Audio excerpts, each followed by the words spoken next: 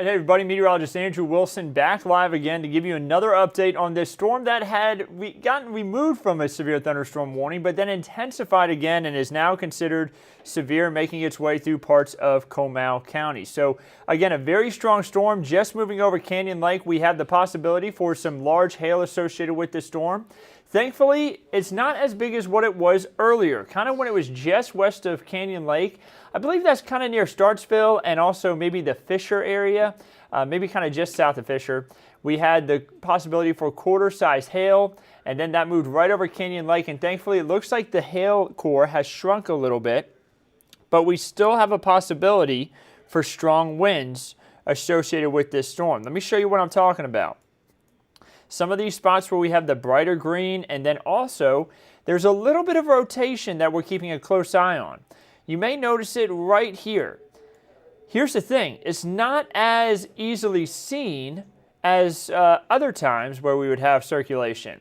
So the green means air mass going towards the radar, the red means away. Here there's a really weak area of air going away from the radar. Now this is going to shift further off to the east towards the Comal and Hayes County line. Let's take a look at what could be ahead of this area of rotation. Right now, no tornado warning, but we may see one issued for the FM 306 area there east of Canyon Lake. I want you to be thinking about that FM 306 area near where it meets FM 2673. If you live along that spot, you know exactly what I'm talking about. Some of us may be saying, well, what is that area? I'm not sure where that is. If you live near Triple Peak Drive, this is going to be kind of on the south side of Canyon Lake and southeast. This could be where that rotation passes toward, and then eventually moving from Comal County into parts of Hayes County, staying north of the Hunter area. I do think this will stay north of Hunter and I-35. Take a look at San Marcos, though. This may get fairly close to San Marcos, at least on the north side of town. So if you have friends and family in the San Marcos area, you may want to tell them, hey, they're watching some rotation in that storm in Comal County. Keep an eye on it. I also think it'll stay south of Wimberley. We do have heavy rain associated with the storm, of course. That's going to be a big deal for today.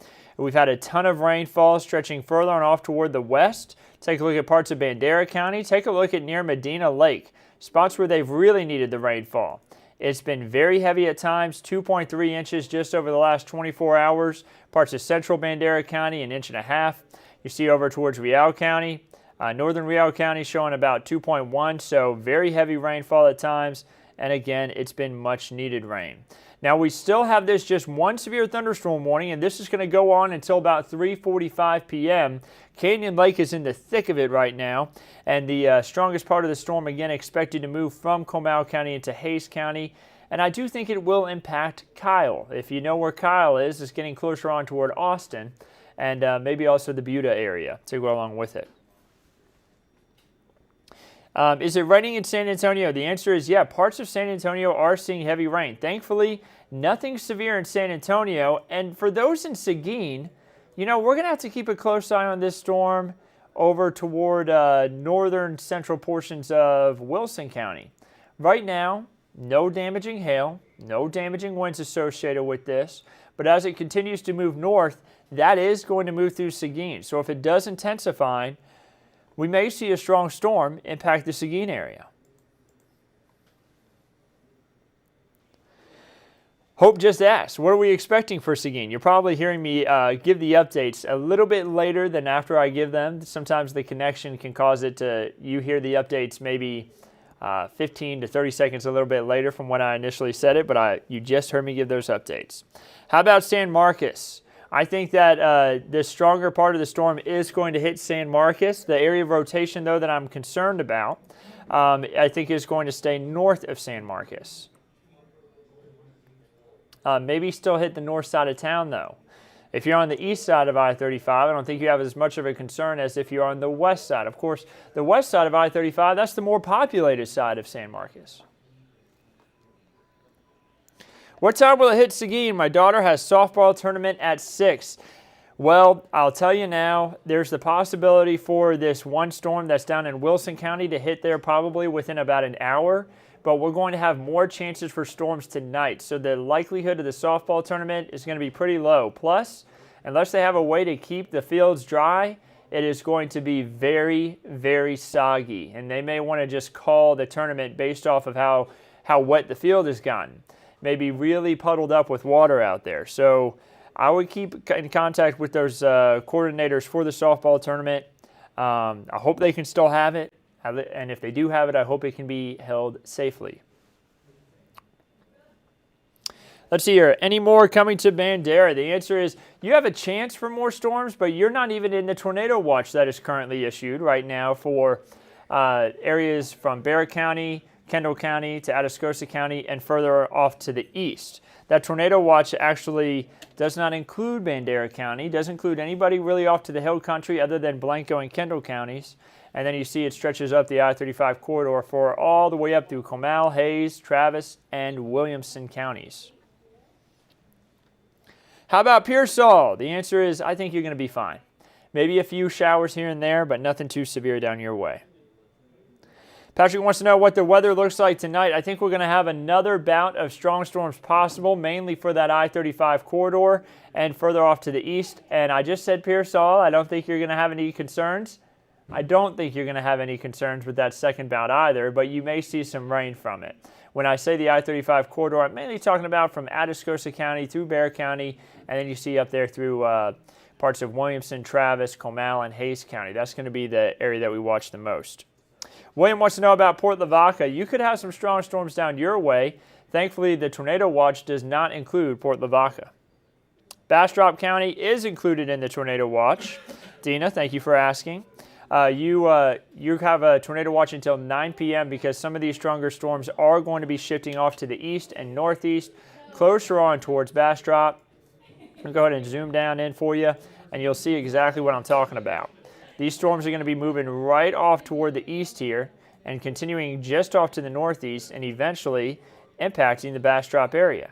For some reason, Bastrop isn't even showing up on my map. I'm surprised. There it is. There it is. I must have just been missing it. I was like, I wonder why I can't see it, but there it is. Yeah, Bastrop is out ahead of this, and I think the storm will be moving over your region where you could have some strong winds and possibly even some quarter-size hail from this storm. Let's go ahead and take a look at the hail size again, because we did have large hail with this storm earlier, quarter size, but it has really shrunk. That hail core is going to miss San Marcos to the north, and I think it's also going to stay south of Wimberley.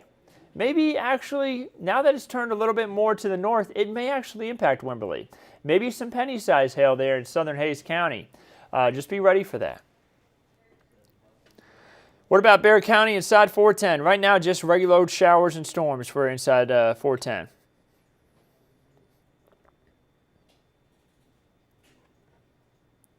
See here. My husband is driving home from Temple. Will he run into any and how much?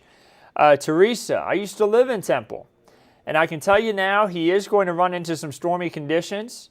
If he wants to pull over and get a bite to eat somewhere and hunker down for some of the stormier weather moving through, there's a lot of great places to eat in Georgetown. He may want to do that just to avoid the stormy conditions. So I used to live in Georgetown as well. Not a bad place to stop if he needed to take a break while the storms move through. He would only need to wait about 30 minutes and then he'd be able to jump back on the road. But he's not going to want to drive through Austin, especially whenever we have some of these heavier rain events and then also all the lightning and thunder.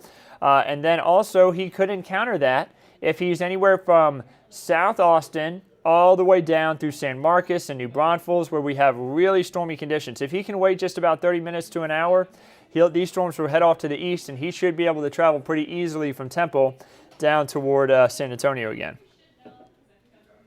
Teresa says he's a truck driver. You know, Teresa, that's even a better point.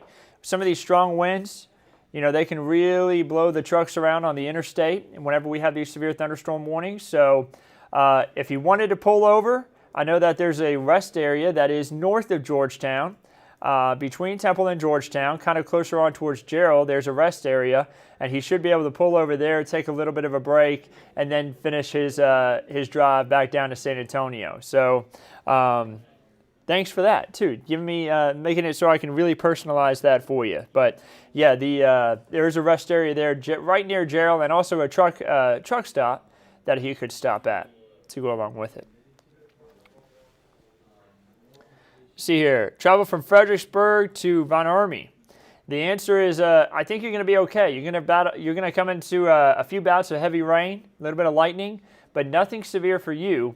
You see the storms have now moved east of even 281, so you should be just fine. Teresa says, I appreciate you. No problem. Let's see what the National Weather Service has to say. I want to see what they're talking about as far as the storm is concerned. We like to keep in contact with them. They sometimes see stuff we don't see. We sometimes see stuff they don't see, and we can communicate better with them. Sometimes you see me typing on this computer, and I'm maybe talking to the National Weather Service, trying to get at some more information from them. Right now, they're talking about the storm in Wilson County. Remember, we talked about that storm in Floresville moving off to the north towards Seguin. They're watching it as well, and they're also going to see how it interacts with the complex of storms from Bexar County to Comal County in the next hour or so. There is a significant weather advisory that's going to be issued, or it has been issued, for that storm with winds up to 50 miles per hour and nickel-sized hail in the storm that's moving north towards Seguin. You know, if I was in Seguin right now, I would go ahead and tell you, go ahead and put your car in a safe spot, just in case the hail core does grow. You don't want any larger hail impacting you. Pea-sized hail was reported on the west side of Canyon Lake, and you know what? That was when it looked like the hail was larger. So maybe the hail ended up being a little bit smaller there as it moved through Canyon Lake, and that was about 2 miles west-northwest of Startsville. So good to hear. Let's hope that the hail cores continue to stay small today. If I had it my way, we get a lot of heavy rain in here, and we get nothing severe. But sometimes with the heavy rain, you do get strong to severe storms along with it. So let's take a look at velocity again. When I talk about velocity, I'm talking about the wind speeds. Sometimes wind speeds can show us where there could be some rotation. It's some very broad rotation here. If I circle it right here, you'll notice right through here there's some rotation. That's not a concern. We don't have to worry about any tornadoes associated with that area of rotation, but I'll continue to keep an eye on that just in case that does change.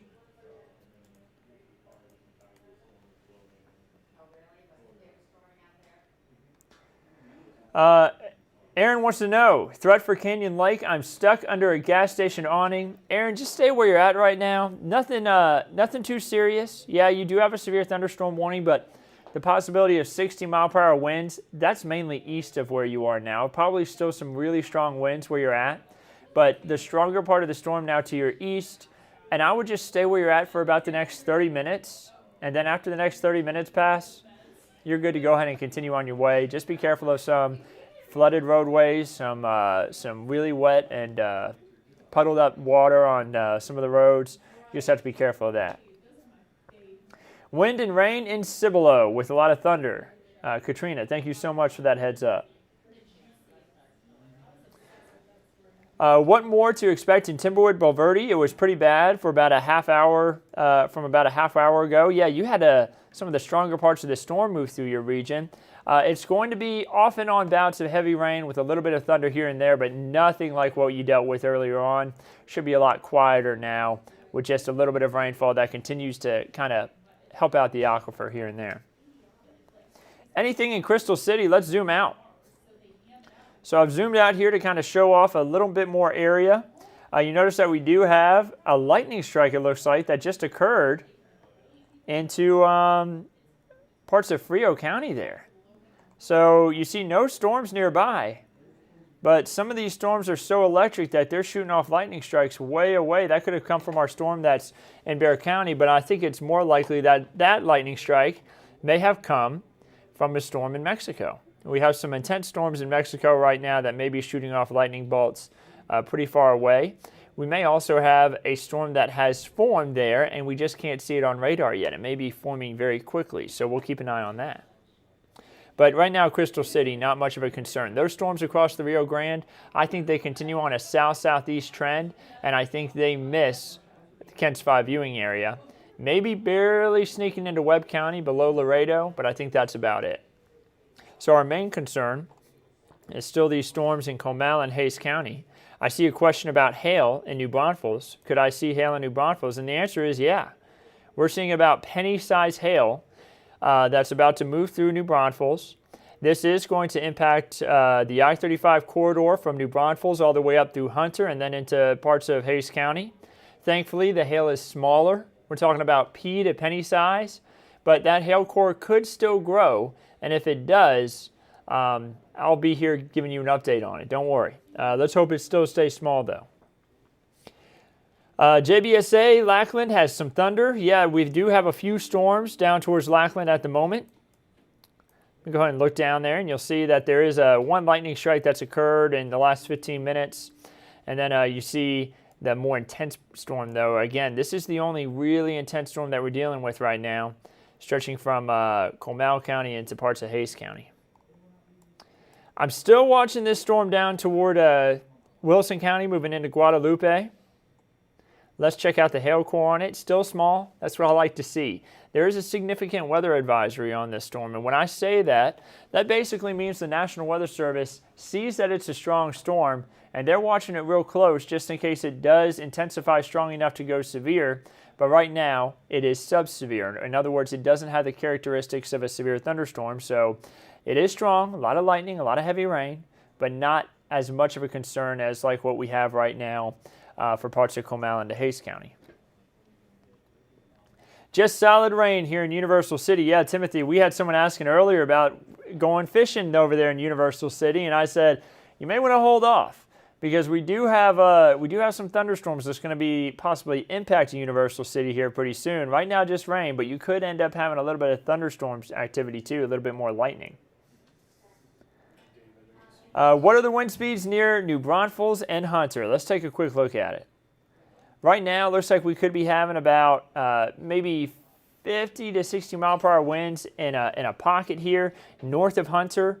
I think the stronger winds are going to stay north of Hunter and stay north of New Braunfels to go along with that. Not to run it yet because he's trying to track down numbers. And I should be able to pause it and be able to get an idea on the wind speeds. But sometimes some of our data here gets turned off, so I've got to make sure I can turn it back on here.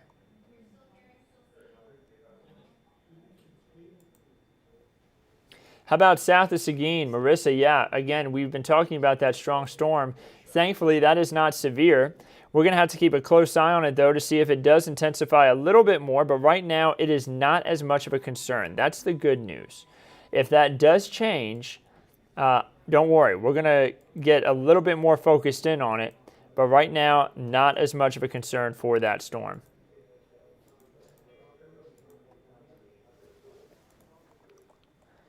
So those stronger winds look like they're just east of Canyon Lake. Those are going to move across and clip the northern side of San Marcos there, and I think stay south of Wimberley. Any hail in San Antonio? Gabriella, the answer is no. Mary says, have not heard thunder yet. Raining in West Bexar County and windy. How about Medina County? Mariah wants to know. The answer is you're fine. Yeah, there's some rain. May hear a rumble of thunder once or twice, but that's about it.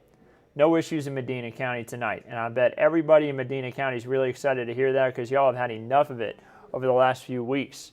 You've had plenty of thunderstorm activity.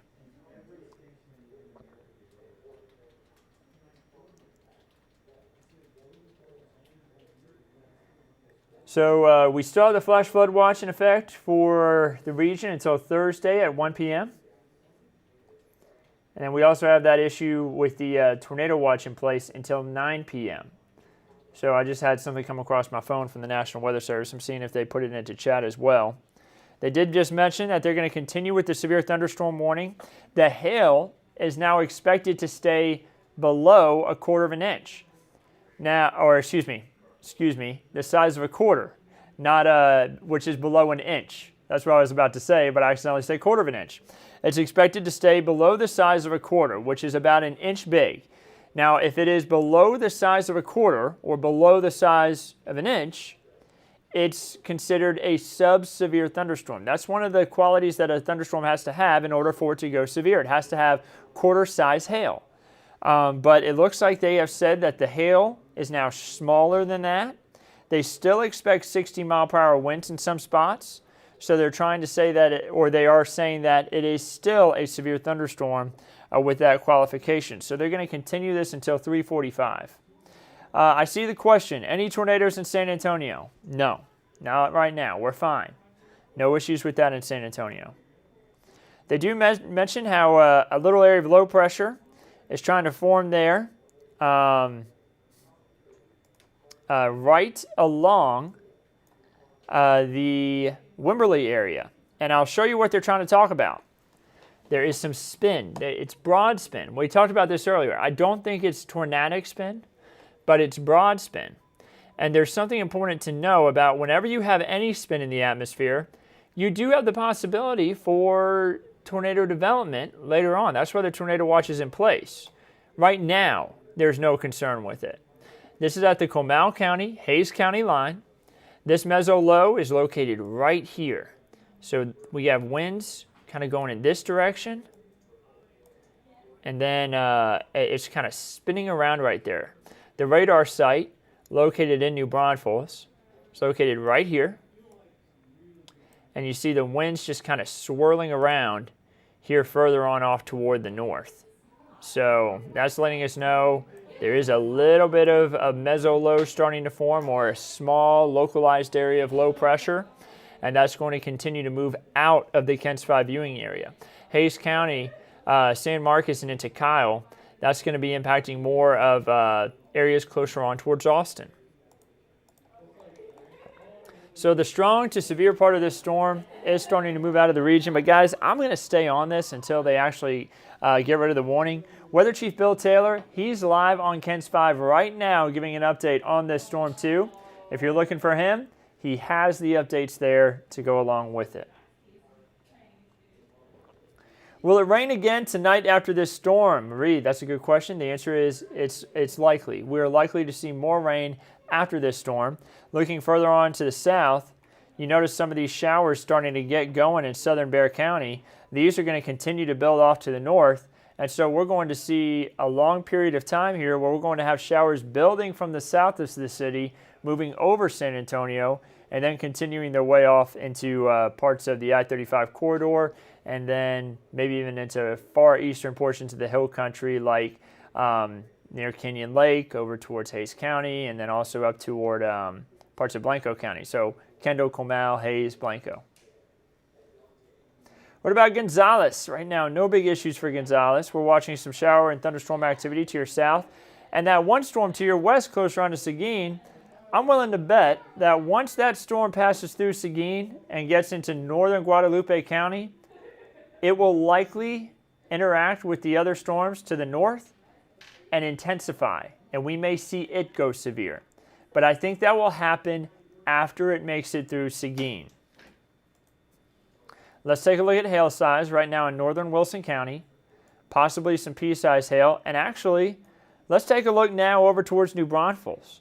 I talked about how the hail had shrunk and the National Weather Service reissued the warning talking about smaller hail. Guys, we're about to get quarter-size hail in New Braunfels. So this would be considered damaging hail, large hail, quarter size. I know you may be thinking a quarter, that's not that big. It is when it's driven by wind, and it can do some damage. So make sure that you have your cars in a safe spot in New Braunfels. Make sure that you have yourself in a safe spot, and get ready for the possibility of some larger hail to move through New Braunfels. This is going to continue its way off to the east. It's continuing to impact the I-35 corridor. Now, the severe thunderstorm warning is still in place, but I'm turning that off real quick just so I can collect some data on this storm. Let's take a look at the hail or the hail size. Maybe even bigger than a quarter now. maybe even up to golf ball size hail that's now making its way through the northern side of New Braunfels there. That's going to move up the I-35 corridor, and I think Hunter is going to be impacted by that golf ball size hail. This is going to then continue its way, I'm willing to bet, crossing the I-35 corridor towards Redwood, and then moving further on off towards the north and east and impacting areas like Lockhart. That's where the hail core is going to move. The storm system as a whole is moving east at about 30 miles per hour, but I think the hail core is going to kind of tuck a little bit and make more of a northerly path there, and thankfully pass a little bit north of downtown New Braunfels, but still causing some issues around the region. Sandy wants to know, did Hondo have a wake low last night at 11:45? It was freaky. Sandy, the answer is yes. We did have a wake low last night. Meteorologist Megan Massey was going to be working on a graphic to kind of give everyone an update on that, but I think she's going to be pushing that off until tomorrow now. So, new update on the hail tracker. Take a look at that. I'll rewind it just a little bit. Watch how quickly that hail core intensified over New Braunfels. We now have golf ball size hail likely stretching down into downtown New Braunfels, going all the way up even north of the town there. That is going to be shifting into green very soon. If it's not already occurring in green, we are going to have golf ball size hail right into green, and then it's going to continue to move up the I-35 corridor. If you know anybody driving along I-35 right now, please tell them to pull over, get under an overhang to a safe spot, because that large hail is going to be impacting I-35, crossing there anywhere from New Braunfels, stretching all the way up to Hunter. Hail in New Braunfels. Sandra, thank you for that report. Sandra, if you can let me know, how large is the hail you're dealing with right now in New Braunfels? Drop that in chat for me. Give me just an idea of how large it is there. But yeah, we're seeing that right now. That's why I'm staying on hail. Wind has not been as much of an issue with this storm, but with how large the hail is, we're going to actually stay looking at this image for a while, guys, because this is important that anybody who's jumping on the call or jumping on our live real quick, I want them to make sure they see this information first, because I think this is the most important information that we have right now with any of the storms in our area, is this hail that's moving through New Braunfels. Golf ball size is definitely nothing to mess with. It's going to be causing some damage, and I hope that maybe the radar is overestimating the hail size. Sometimes that happens. Sometimes the radar overestimates hail size. But right now it is definitely possible. We have golf ball size hail in New Braunfels. And I'm seeing if Sandra says anything new. I haven't seen anything come across the screen just yet. Sandra, there it is. Says pea-size hail in New Braunfels right now. Thank you for that report, Sandra. I appreciate that. So, maybe the radar is overestimating. She could also be in a spot where the hail isn't as large. So, Sandra, I hope it stays small where you're at. But there is still the possibility of golf ball size. Carla also reporting pea-size hail in New Braunfels. So, now that we have two reports, it could be that the radar is overestimating the hail size. I would still take this real serious, and I would not be driving the I-35 corridor, because either way, still some strong winds, still the possibility of large hail. The hail core could still grow even more, and we could see more of an issue. But if you know anybody along that I-35 corridor, you definitely don't want to be driving there. John says marble size hail. They're in, I'm willing to bet New Braunfels, because that's going to be the largest hail we have. If I zoom out, you'll notice that storm that's south of Seguin along 123 heading down to Wilson County. Not as much of an issue. This is it. This is the main hail, that we have right now. John says that's in Green, Texas. John, thank you for giving me the location. I appreciate that. We see someone else mention hail in Green. That's Terry. Thank you for that report. Still getting pea to marble-size hail reports coming out of New Braunfels. Molly says it looks like a tornado outside. Let's jump to velocity real quick just to take a look. And you'll notice that we're not really seeing anything in the way of tornado and any rotation, so that's good news. Now, something that I want y'all to do, if you're getting any images, if you're seeing anything on this hail in your area, make sure you send us your photos right in the KENS 5 app. We would love to get to share them with everybody, and also it lets us know what you're seeing where you're at. You can also send them to us through kens5.com, through eyewitness at kens5.com, and you can also send it to us through Facebook Messenger. You can send it to us there. However you want to send it to us, because we would love to share it with everybody, and it allows us to know exactly what happened there in New Braunfels from the hail. Also, make sure you tag where you took the photo of the hail. If you can compare it to anything, the size of the hail, like a penny or a nickel or a quarter or a golf ball itself, do that as well.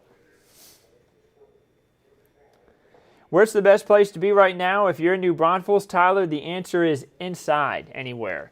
If you want your car safe, you want it parked under a good overhang, a sturdy structure, not under a tree. Don't park your car under a tree. Strong winds and raining in Marion, Texas at the moment. All right, guys, the hail core just grew even more. I'm seeing if there's any more reports coming in out of New Braunfels on hail size. Steven says nickel size hail in New Braunfels.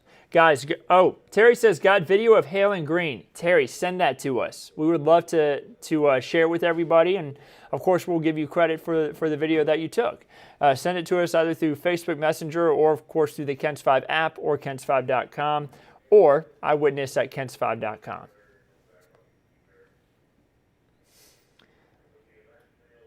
Hail north New Braunfels right now. Amanda, how large is the hail where you're at? If you don't mind letting me know. Where is it heading? Track meet at Alamo Convocation has not been canceled.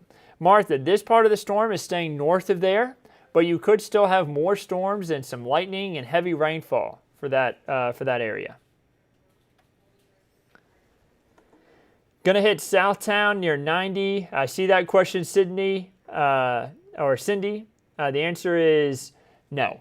This storm is not going to hit there. It's going to stay well off to the north. So if I zoom out, you'll see where San Antonio is. No issues of hail in San Antonio. No issues for hail in Bexar County. The main issue is Comal County and Hayes County. And I'm most concerned right now about this storm that's in New Braunfels because it looks like the hail core just got a little more intense. Let's take a look at what size we could have now. Still about golf ball size, possible. Steven says, hail has stopped local flooding now in New Braunfels. Thank you for that report, Steven. I appreciate that. I hope that the flooding doesn't impact y'all too much. But again, we could have some localized flooding. Avoid those high water areas, guys. I don't want anybody to have any impacts from that. I don't want anyone to be injured or lose property because they try to cross a waterway that they shouldn't have tried to cross. Angelica wants to know about San Marcos. You know, I think the stronger part of the storm is going to miss you just to the south, but I would just be prepared and kind of hunker down where you're at for a while until the storm passes all the way through.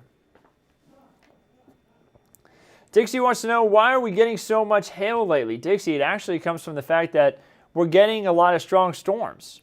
And when we get strong storms in this part of Texas, we have a lot of dry air in the mid-levels of the atmosphere. Those storms, when they grow, they interact with that dry air, and the evaporation that's happening high up in the cloud top leads to rapid cooling. Evaporation is a cooling process. Never forget that. That's why when you're out in the desert, having a wet towel around your neck can actually help because the moisture is evaporating off that towel, and you can feel how much cooler that towel is.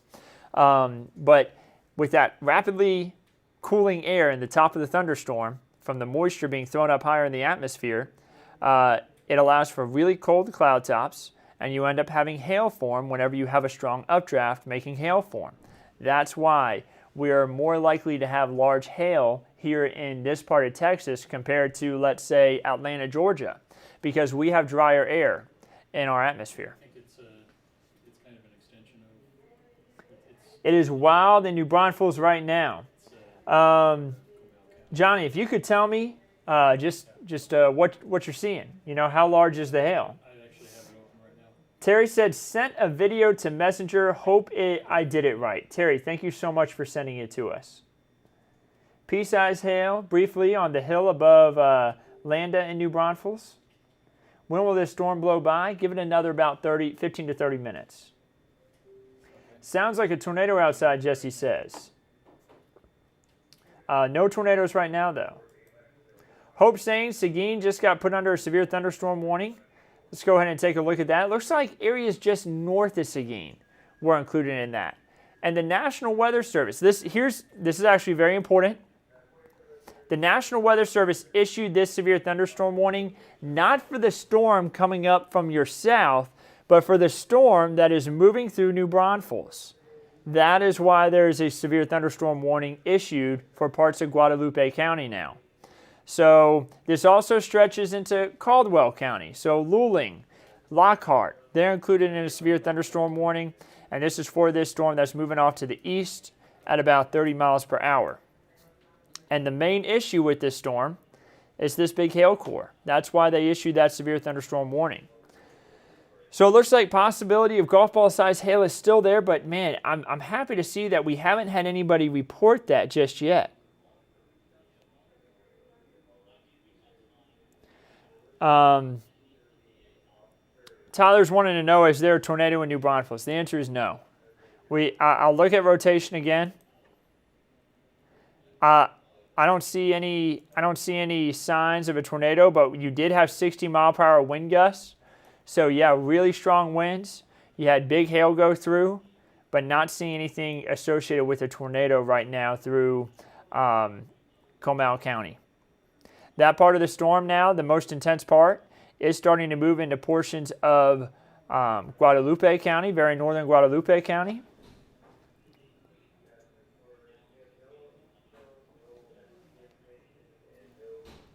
Let's see here. Tyler says, okay, good, about no tornado issues.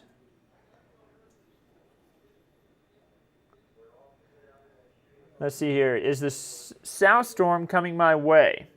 Preston 90. The answer is no. You're fine. Check out some of these storms, though. Now, here's the thing. Some of these storms in Bexar County, you may say, man, that's got a lot of lightning with it. Man, it's got a lot of heavy rain. There's nothing severe about those, though. Not even a significant weather advisory has been issued for any of those storms. So just plain old rain, good soaking rain for the front yard. Hunter, Texas is about to see the possibility for larger hail. Thankfully, everything that's been reported out of New Braunfels so far has just been up to nickel size. That's the largest hail I've seen reported. Remember, when we're looking at the hail tracker here, this is what the radar is estimating as the hail size. Sometimes the radar overestimates. It may see a big batch of hail and it may say, man, really big hail right there. I'm seeing it. And it actually ends up being not as big as what the hail actually is. It may sometimes ends up seeing what appears to be golf ball size hail, but it's actually just a bunch of pea-size hail in a localized spot. That's why the radar sometimes gets a little confused when it's trying to estimate hail size. So it looks like a new severe thunderstorm warning just got issued. That's going to be stretching all the way into Travis County. So now we have a big area here, stretching all the way from the highway, the I-10 corridor, almost said Highway 90, and yeah, Highway 90, I-10 corridor, kind of in the same spot there from Seguin to Luling, stretching all the way up through Lockhart and all the way off to the north, even up to southern portions of Travis County. This is going to be for winds that could be up to 60 miles per hour, as well as the possibility for quarter to maybe even golf ball size hail in some spots. How much longer in New Braunfels? Tyler, give it about 15 minutes, maybe even less than that, and it's going to be off toward your east. So not much longer at all. Something important to know, guys. Now, I'm not going anywhere. I'm staying on here. Ken's 5 Eyewitness News starts at 4 o'clock, so we're about 20 minutes out from that. Weather Chief Bill Taylor, if you've been wondering, I've seen a few people ask, where's Bill at? He's in the studio right now getting ready for the show. Be sure to tune in at 4 o'clock. He's going to have the latest update to the forecast, and he's also been tracking these storms back in the studio. He's going to be talking about what he's seeing with them, giving you updates there. I'm staying on here. I'm not going anywhere, and he's also going to be on for 5, 6, and 10 tonight. I'll be sticking around behind the scenes if things do quiet down there after the 4 o'clock. I'm still going to be sticking around here. Pea-sized hail, strong winds briefly here in central New Braunfels, but already petering out. Bob, thank you for that report. I appreciate that.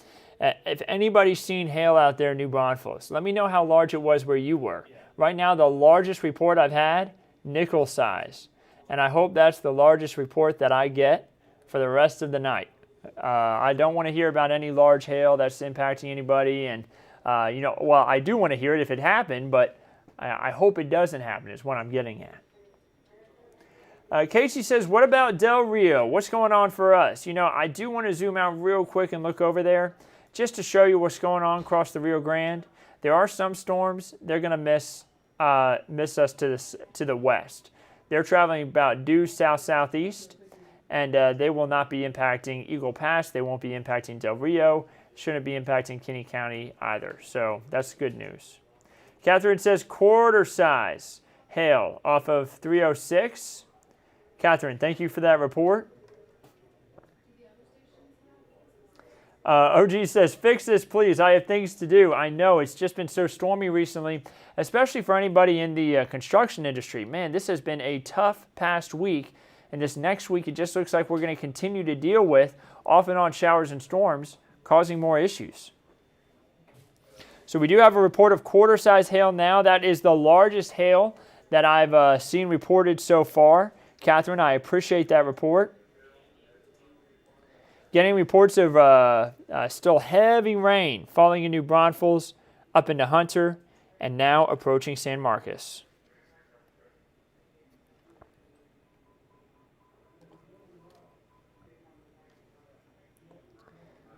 Let's see here. One talking about flood warnings being issued for all of Central and East Texas. There's a flash flood watch one. There isn't a warning. Not a warning. There's a flash flood watch.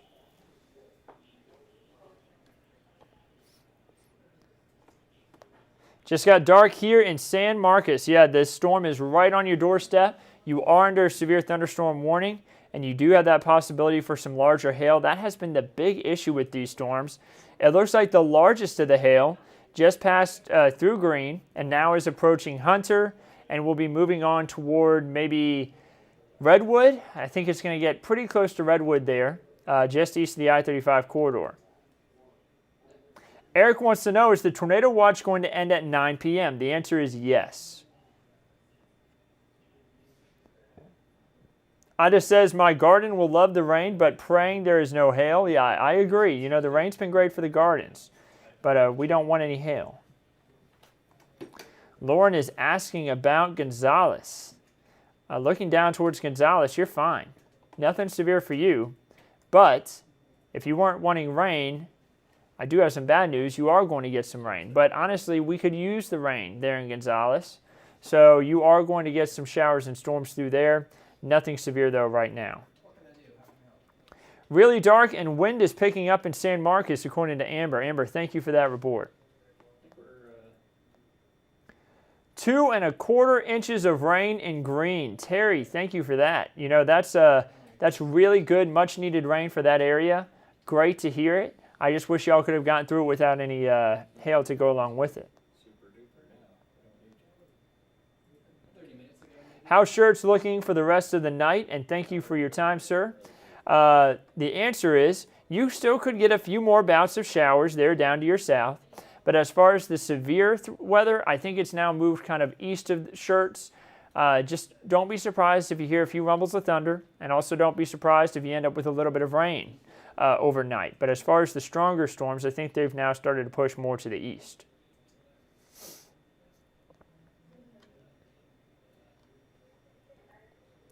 Carlos wanting to know the height on these storms. So let's go ahead and take a look at that.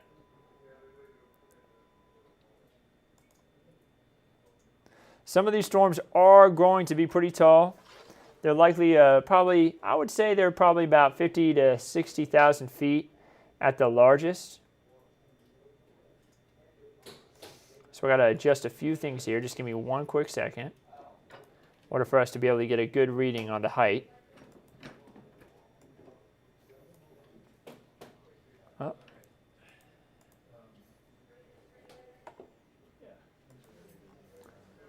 Yeah. Sorry. No. So give me 1 second, guys. My computer just did something a little wonky on me. Worked it out. Part of the stress was that Megan was trying to get time on the next 2 weeks or so. But these storms, my computer's giving me a tough time. Their chain was ultimately just killed that, so it wouldn't become a thing that was keeping But still looking like we've got probably about, I would say, 40 to 50,000 on the height, guys. I want to say they're getting much taller than that. But either way, pretty tall thunderstorms, real noisy, and a little bit messy at times. I'm going to try to give it one more shot, see if my computer's going to work with me here. There we go. And there you have it, about 50,000.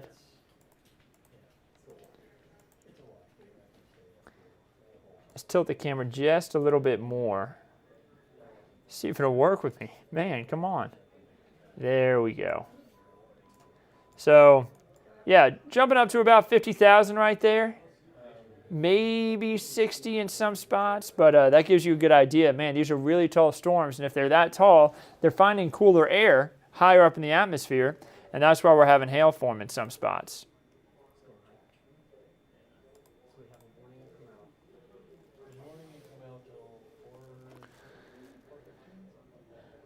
When will it hit Corpus Christi? Gloria, I think it's going to stay north of Corpus Christi. You also have no watches down there.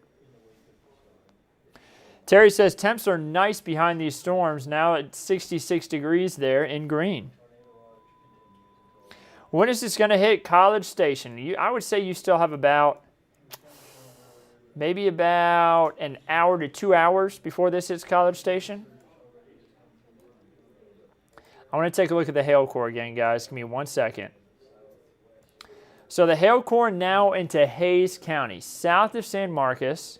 Still looks like we could have golf ball at the highest, but the highest hail that we've seen so far is only up to a quarter size. Eric says, hey, drink some water too, please. I'll get some water soon. Don't worry. Don't worry.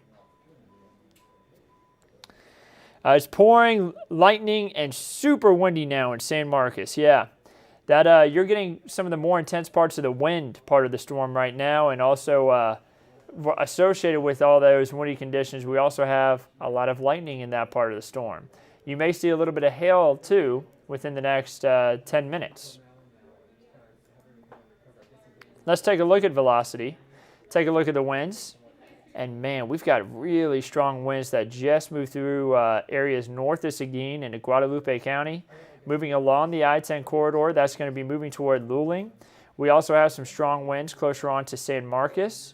This is going to be moving into Caldwell County, impacting the Lockhart area.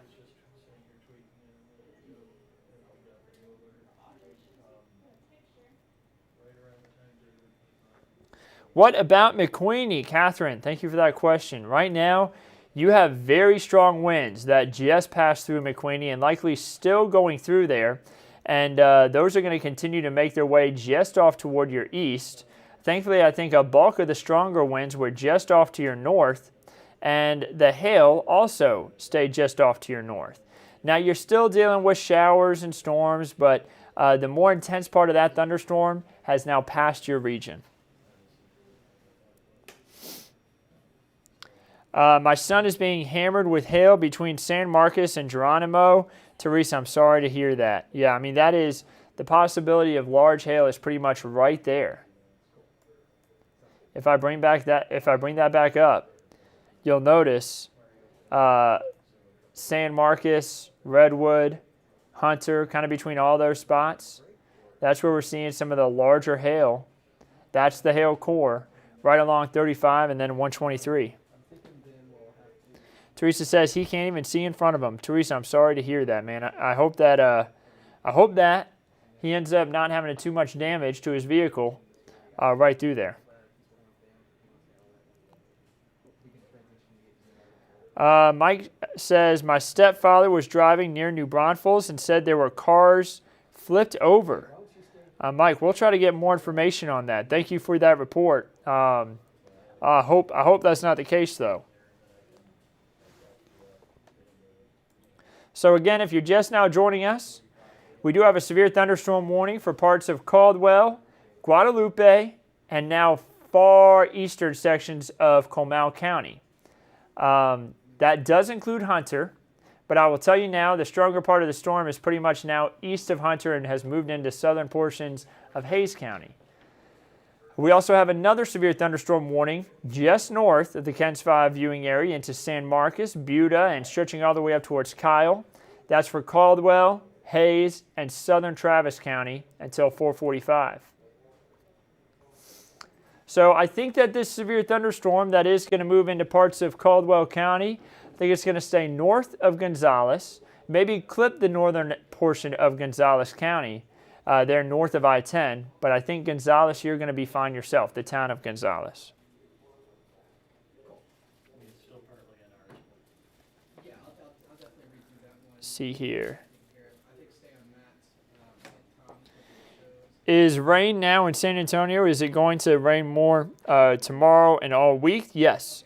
We have the possibility of rain all throughout the 7-day forecast. We're in a very wet pattern, and it looks like we're going to be stuck with this here as we head throughout these next few days, maybe out throughout the next week, having off and on periods of scattered showers and storms. It's not necessarily going to be this bad every day, but we are at least going to have the chance for storms each day. So now that we're zoomed out, I'm checking a few other storms. You can see that hail is not an issue in any other storm. The only area dealing with hail is the I-35 corridor, now northeast of New Braunfels. New Braunfels, you just got rain and lightning now. The strong, severe storms, they're out of your area. Rhonda says it's calming down in Geronimo. Good to hear. See, good for my watermelon plants? Yes, the rain is good. Hopefully no hail, though, for you.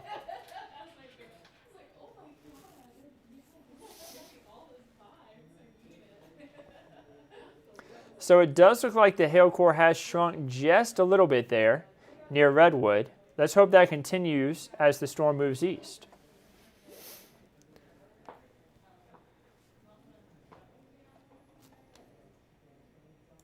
So it's been a while since we looked at some other things. Let's take a look at our severe threat for tonight or today into tonight. You notice a marginal risk for areas like Eagle Pass, Del Rio, Edwards County. Not as much of a risk there. Maybe an isolated storm, but really not as much of a concern. That slight risk for areas like Pleasanton, stretching into northeast Medina County, eastern Bandera County. I would say that was really for earlier on. Now that slight risk is continuing for areas like New Braunfels, Austin, Gonzales, and areas further off to the northeast like Bryan College Station where large hail and damaging wind is still possible, and those storms that we just saw move through parts of northern Bexar County and into parts of Comal County. Now here's a look at the timeline on things. I'm not 100% buying in to the severe storms that it's trying to put on here, this one model trying to put on for Atascosa County. I think it will be quieter further down to the south there. But I do see the storms occurring over towards LaGrange, possibly even by 10:30. Notice as we head throughout tonight, this one model trying to show severe storms moving through parts of DeWitt and then Victoria counties. Again, that would be associated with those storms that I'm not seeing really get going right now. Not saying it's not going to happen, but I think there is a possibility that we don't see that complex that's going to be further to the south form and move east. We'll keep a close eye on that, though, just in case it does happen to form. Moving into the early hours of tomorrow morning, it looks like we'll get a quiet period, and then by 8 a.m., a few storms down towards Cotulla, stretching into Tilden, George West, Beeville, and they continue to impact the coastal plains while they shift off toward the east and stay south of Bexar County. Moving into Wednesday night, pretty quiet there, and then into Thursday, kind of jump forward there. Let me rewind just a little bit. A little bit quiet to start off the day, at least on Thursday, but I think we're still going to have the chance for maybe a few brief showers there on Thursday.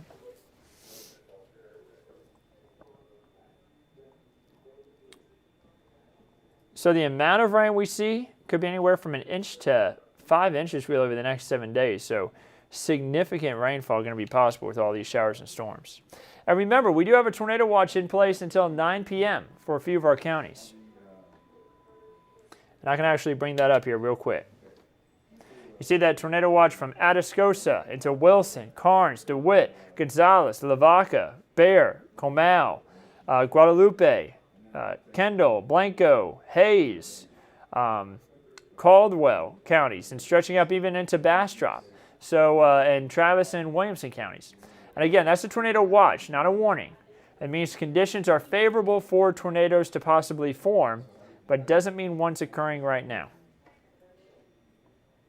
Jenny says, thanks for the update. No problem, Jenny. I also want to talk about this too. We have a flash flood watch in place for all those counties that are also shaded in yellow. They also have a flash flood watch in place until Thursday at 1 p.m. And I want you to see all the spots included in that flash flood watch.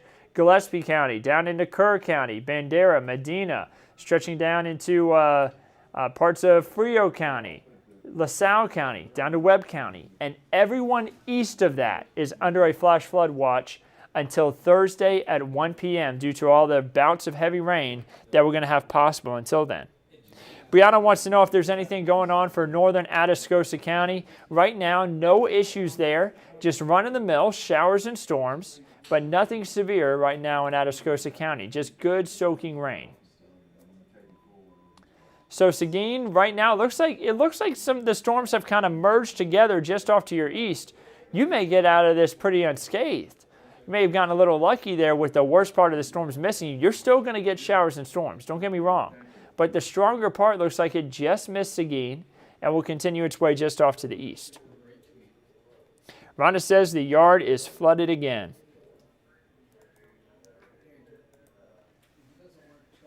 Taking a look at the hail sizes, looks like the largest hail is well north of Seguin and very northern tip of Guadalupe County, moving into Hayes County and Caldwell County. Notice Redwood, San Marcos, that's going to be where we had the possibility of maybe up to quarter-size hail, and that's going to continue east toward Maxwell, across Highway 80, and I think it'll miss Lockhart just off toward the north.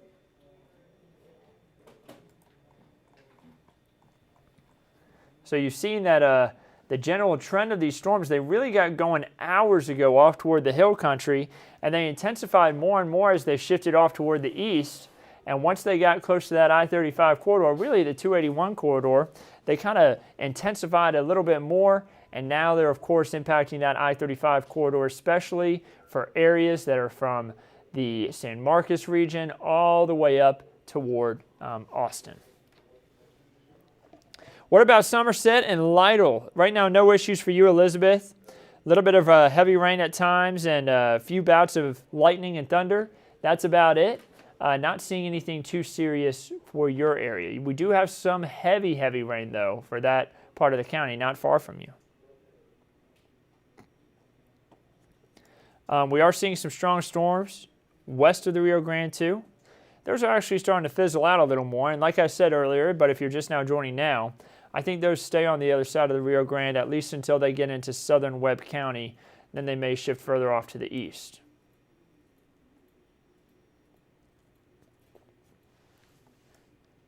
So if you're just now joining us, we do have a severe thunderstorm warning for parts of Comal, parts of Guadalupe, and then, of course, Caldwell counties. And that's going to be until 4:30. The main risk with these storms being large hail. We also could have damaging wind with 60-mile-per-hour wind gusts possible in some of these storms. And the latest from the National Weather Service saying that, maybe even up to half-dollar size hail could be possible in some of these storms, still with that 60-mile-per-hour wind gusts.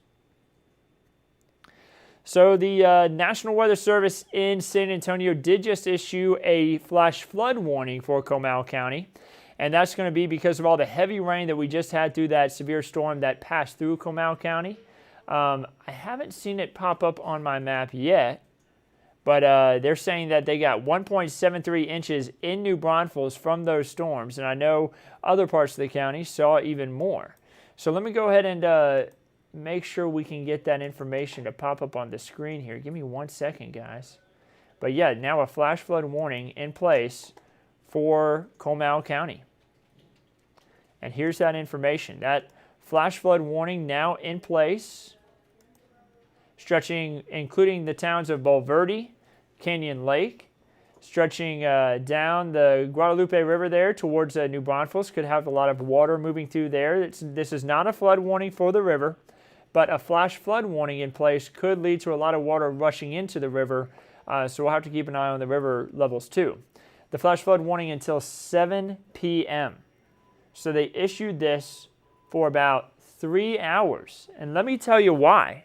It's because there's more rain to the south in northern Bexar County that's going to be moving over those areas that have already seen a lot of rainfall.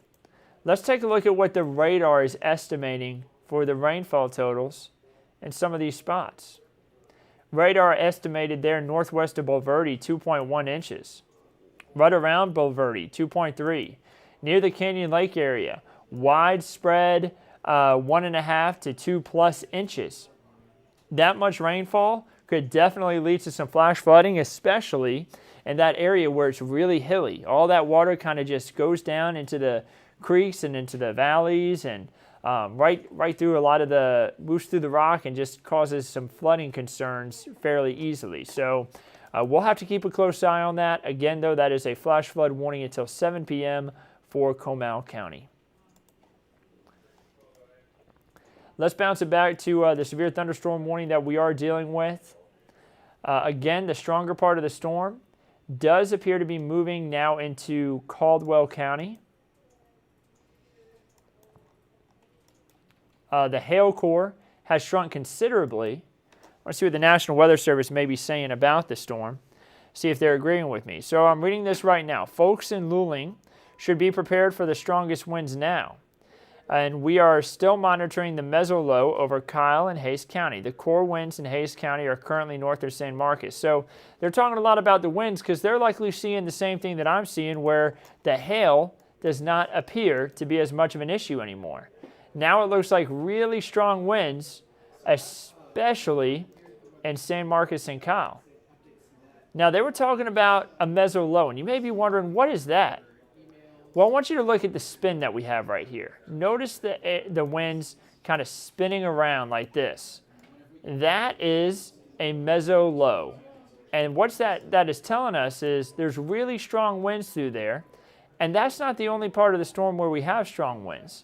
That's also strong rotating winds. Nothing tornado warned. That's very broad rotation, but very strong winds right there. We also have extremely strong winds down towards Luling. That's going to be 60 mile per hour plus winds, maybe 70 mile per hour winds about to move into Luling.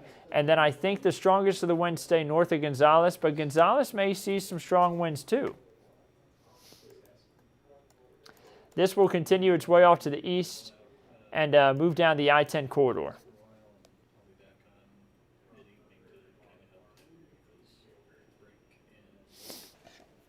So Catherine is saying that a car is stuck in water on Green Road and Elliott Knox.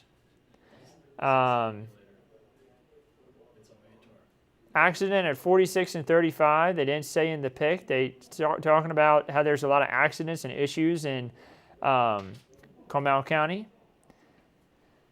Any hail in Belmont between Seguin and Gonzales? The answer is it is going to be possible, but it looks like the hail cores are not as large there. Maybe about penny-sized hail, pea to penny-sized hail. So nothing too serious through there. I see anything in LaSalle County? The answer is no. LaSalle County is doing fine right now.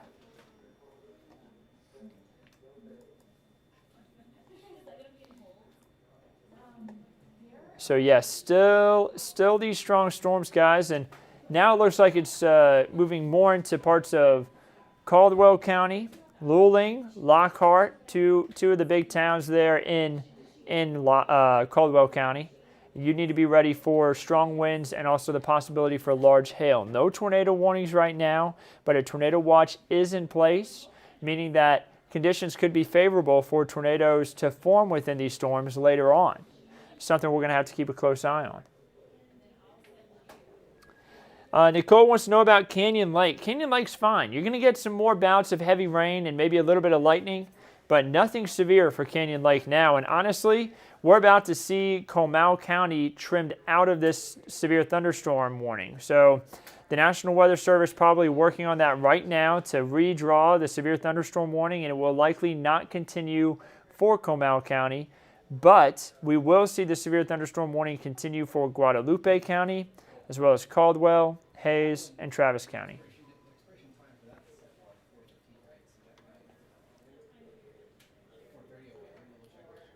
Let's see here. I see James talking about, I live in Bastrop County. What about for me? Am I going to be seeing some rain? Yeah, we are going to see more storms move off towards Bastrop County here over the next 30 minutes to the next hour. Here's a look at Bastrop itself. If you know where Bastrop, if you live in Bastrop County, you of course know where the town of Bastrop is. But it looks like you're going to see these storms about 30 minutes to an hour.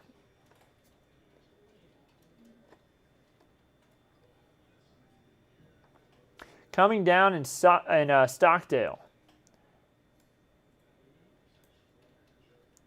Luling and up to Lockhart along 183 there. Looks like you're going to be in the thick of it here for the next 30 minutes to the next hour. So just get ready.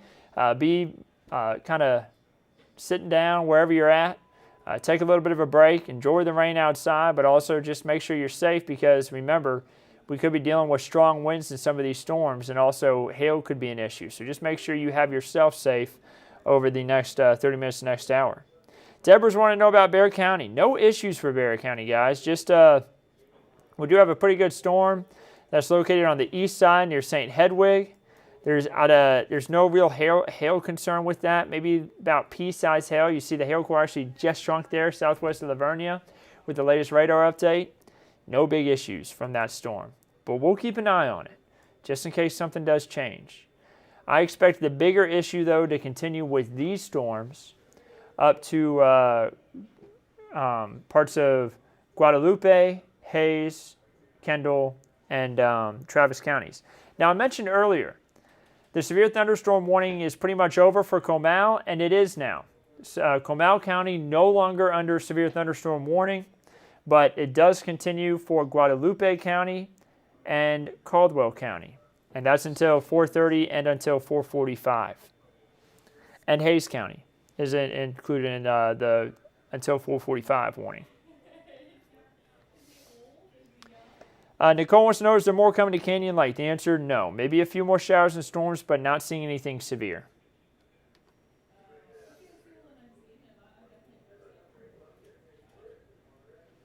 I see a question from Steven. After a cluster of storms moves through like it did, does it make it harder for storms to fire up after the cluster passes? Yes, Stephen, in certain situations, though, it still can be possible. I still think we're going to see showers and storms there in Canyon Lake, but I do not expect them to be like this, like that first round that went through. I expect any future storms to be a little bit weaker compared to what we had previously that just passed through. Nicole wants to know, where's Bill Taylor? Nicole, Bill is on TV right now. He's on Ken's 5, giving an update. It's the 4 o'clock show that's occurring right now. And if you turn on Ken's 5 CBS, you're going to see Bill Taylor giving updates on the weather for South Texas. Bernie wants to know, can you let us know what the weather is going to look like tonight in Canyon Lake? Brandy, I can tell you now, it's going to be off and on showers. But I do not expect it to be severe like it is, like what we just had. I think it's going to be just a few waves, so don't plan any outdoor activities. But as far as the severe risk, Brandy, I don't expect any more issues there for Comal County and Canyon Lake. Nicole wants to know, how's New Braunfels and Seguin looking overnight into the morning till about 10 a.m.? I don't expect any major issues, maybe some heavy rain at times, but I think things are going to start to quiet down after we get past the next couple of hours here. I would expect things to quiet down after we get especially past about, I'd say, 5:30, 6 o'clock. Things are going to be much quieter, but you see over the next hour, Seguin's still seeing a lot of thunderstorm activity to the south. So you're not done with it just yet, but those storms to your south not severe. They do have some pea-sized hail and some very isolated spots, but nothing too serious. No problem, Brandy. Kathleen wants to know about Kendall County. You know, you have a little bit of shower and thunderstorm activity right there on the Comal County line. Nothing severe, nothing really to be worried about, just a little bit of rain here and there. Cecilia says, prayers for all involved with these storms. Yeah, for sure. You know, we want to make sure that everyone stays safe, and I hope everyone is heeding the severe thunderstorm warning and staying where they're at, not going out and, you know, trying to take any photos of anything unless it's safe. You know, with a lot of lightning in the area, that can be considered dangerous. Make sure that if you do have to venture out, make sure that you're not putting yourself in a dangerous situation. So no severe thunderstorm warning for Gonzales County. I want to just make sure everyone knows that. There are some strong winds, though. It looks like the hail cores have calmed down a little bit. Not as large as what it was when it went through New Braunfels. We do have nickel-sized hail there in western portions of Gonzales County. And I'm going to go ahead and zoom in on that. This is north of Nixon on Highway 80. Let's see the trend of this storm. Looks like just a kind of brief period of some larger hail, but nickel size is not severe. That's the good news. It also looks like the winds are calming down as they're moving through Luling. That's great news. You know, we don't want strong, damaging winds going right through downtown Luling.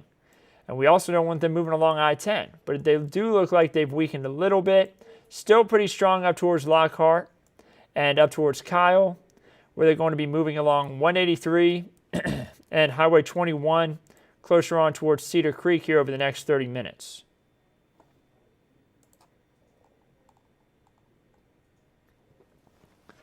So we still have about 17 minutes left on the severe thunderstorm warning for Guadalupe County and stretching into Caldwell County. And for the warning that you see that includes Hayes County, that one is until 4:45. So we still have a good amount of time left on that one. If you're just now joining us, all these storms moving east at about 30 miles per hour. We do have more thunderstorm activity down towards western Gonzales County.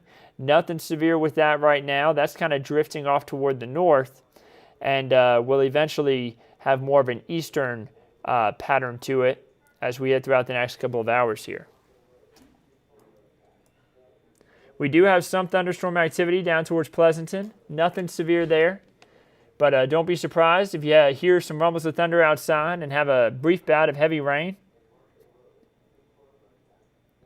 And we also have some shower and thunderstorm activity down here towards Pearsall and Cotulla. But really, again, nothing severe with that. Just a few bouts of rain.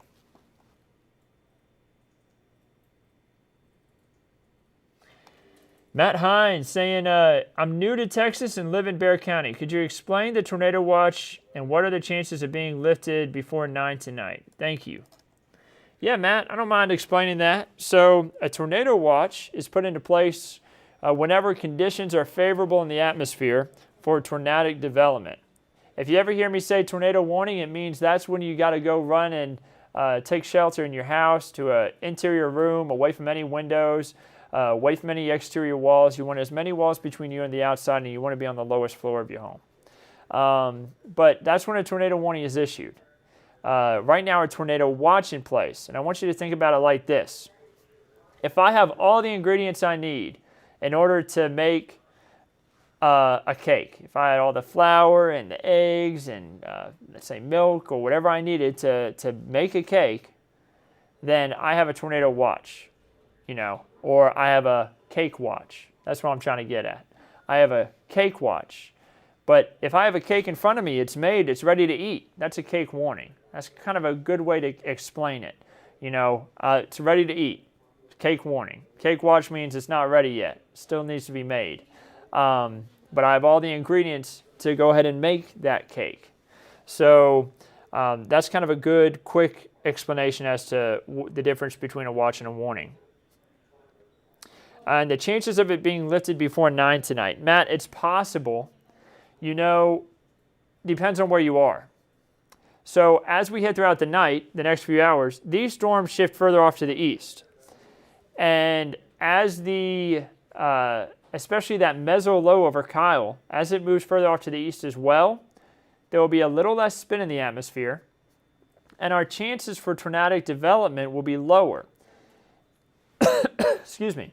If the Storm Prediction Center sees that, then they may say, we're going to go ahead and lift that tornado warning, or tornado watch for Bexar County, for Atascosa County, for Kendall County.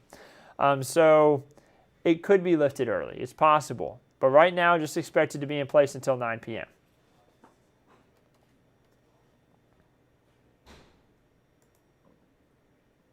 So I'm looking at hail again down towards Gonzales County. Still looks like we could have some nickel-size hail down towards Highway 80, maybe up to even quarter size. I know the National Weather Service is likely watching that storm closely. Let me see what they're trying to say with that storm. So there's been a report of quarter-size hail in Hays County. So that's the storm that's been severe warned for a while. Still just keeping an eye on that storm down towards Gonzales, it's looking like. No issues there.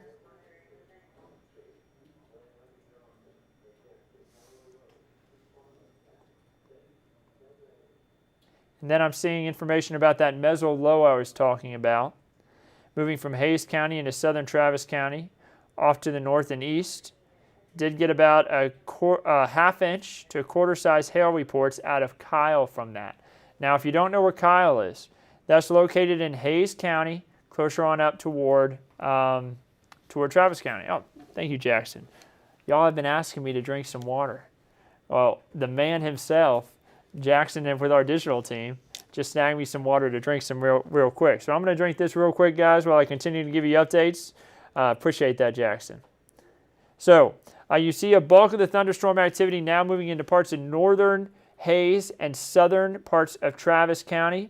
And now looks like that severe thunderstorm warning that is to the south until 4:30 has trimmed back even more, and now it only includes a small portion of Guadalupe County on the very eastern side as the storm continues to move off toward the east at about 30 miles per hour. So still a lot of heavy rain out there, guys, and we still have to keep a close eye out for that possibility of a little bit of flash flooding too.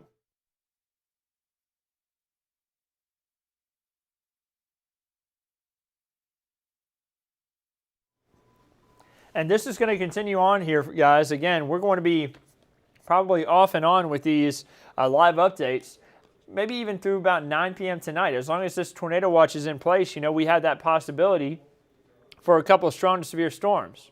By the way, there's been a few questions. Where's Bill? Hey, where's Bill at? Bill is right now on Kent's 5, CBS, right now giving an update. He's also talking about that flash flood warning that we have in place for Comal County. It's been a while since we talked about that, so let's give a quick update. There is a flash flood warning right now in place for Comal County. It's because they've seen a lot of heavy rain from that previous storm, and it's continuing to cause the water to just kind of pool up and cause a little bit of flooding issues on some roadways. So please remember, avoid flooded areas. That's the flash flood watch, and there's the warning. Avoid flooded areas, especially up towards Canyon Lake, especially down towards the Guadalupe River, because some of this water is going to pull down in the river. Right now, there's not a warning. There's not a flood warning for the Guadalupe River. I want to really make sure everyone knows that, because I know that's been an issue in the past. But this water is going to pull down into some of those waterways and could lead to some brief flooding. That's something we're going to keep an eye on. So I'm not seeing any more questions come in.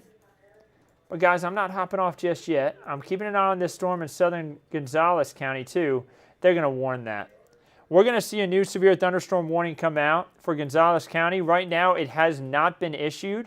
I don't believe this is going to include the town of Gonzales, but I'm willing to bet the National Weather Service is looking at that, and they're going to say we're going to warn that storm down in Gonzales County. So we just have to wait to see what they intend to do and how they end up drawing that polygon for the severe thunderstorm warning.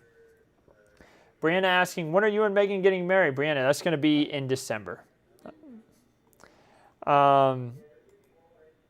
Hopefully we don't get stormy weather, and I hope anybody who's getting married today doesn't have to deal with any of these storms.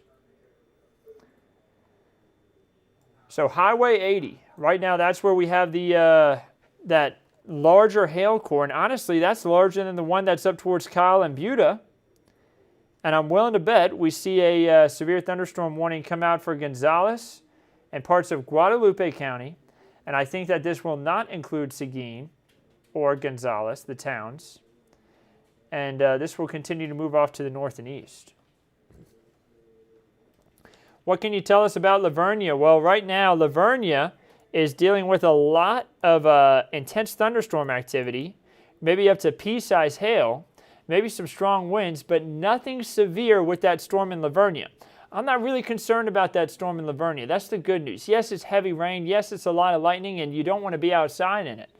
But thankfully, that storm is not as intense, and you don't really have to worry about it that much. Just don't go outside in all that lightning, of course. Pouring rain with thunder in Pleasanton. Yeah, we do have a pretty good thunderstorm forming down there towards Atascosa County. Thankfully, nothing severe with that either. Going to continue to watch that, not even seeing any hail down there. But I'm a little surprised we haven't seen a severe thunderstorm warning come out for Gonzales County yet. Maybe the National Weather Service is thinking that that is going to weaken quickly here in the next 5 minutes, and there will be no need for a severe thunderstorm warning. But we'll just have to continue to keep a close eye on that. Oh, right as I said that, looks like they're seeing that too.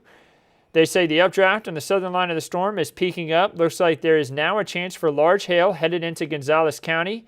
We will be adding a new severe thunderstorm warning shortly. So any moment now, the National Weather Service is going to be issuing that new severe thunderstorm warning for Gonzales County.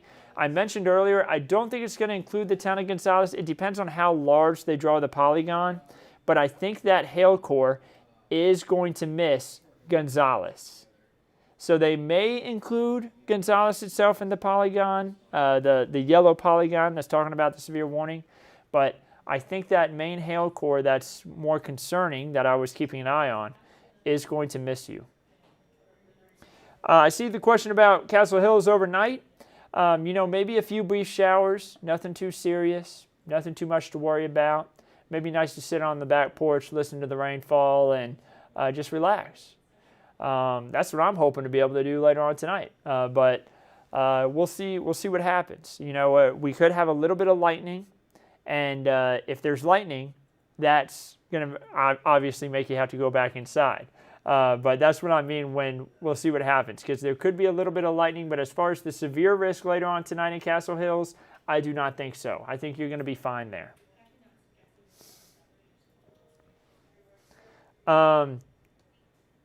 Marlene, the answer is no. It is not near there. This is on the other side of the county. Notice there's where you're at, and the part of the storm that I'm more concerned about is down here, and I think it's going to move in this direction, that big blue dot. So you see where you're at. Yeah, you're still going to get the thunderstorm, but that hail core, not as much of a concern.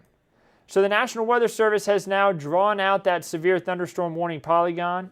It does include the town of Gonzales, but remember what I said. I think that hail core is going to miss you off to the north. You still could get some strong winds through Gonzales, but I think it's going to miss you off to the north, move up toward portions of Belmont. Belmont, I think, is going to see large hail. We've had a few viewers from Belmont commenting in our Facebook chat. We're also live on Facebook. We're live on Facebook, YouTube, on the KENS 5 app and KENS5.com, and I've seen a few people ask about Belmont. I think we're going to see some quarter-size hail to possibly even golf ball-size hail in Belmont, and then this is going to move off to the north and east, crossing Highway 90 and then up towards 183. It's heavy in Seguin right now, Helen says. Mary wants to know about Laredo, Texas. Mary, Laredo is fine right now. There's some storms across the Rio Grande, but they're not impacting you at the moment.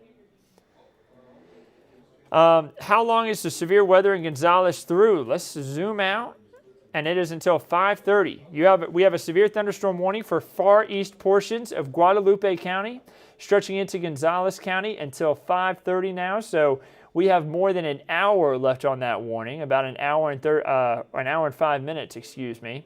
And we're going to stay on and, of course, continue to keep everybody updated on that storm. we won't be going anywhere. Don't worry, guys. And Lauren, the main issue with that storm is going to be that that one small area of large hail.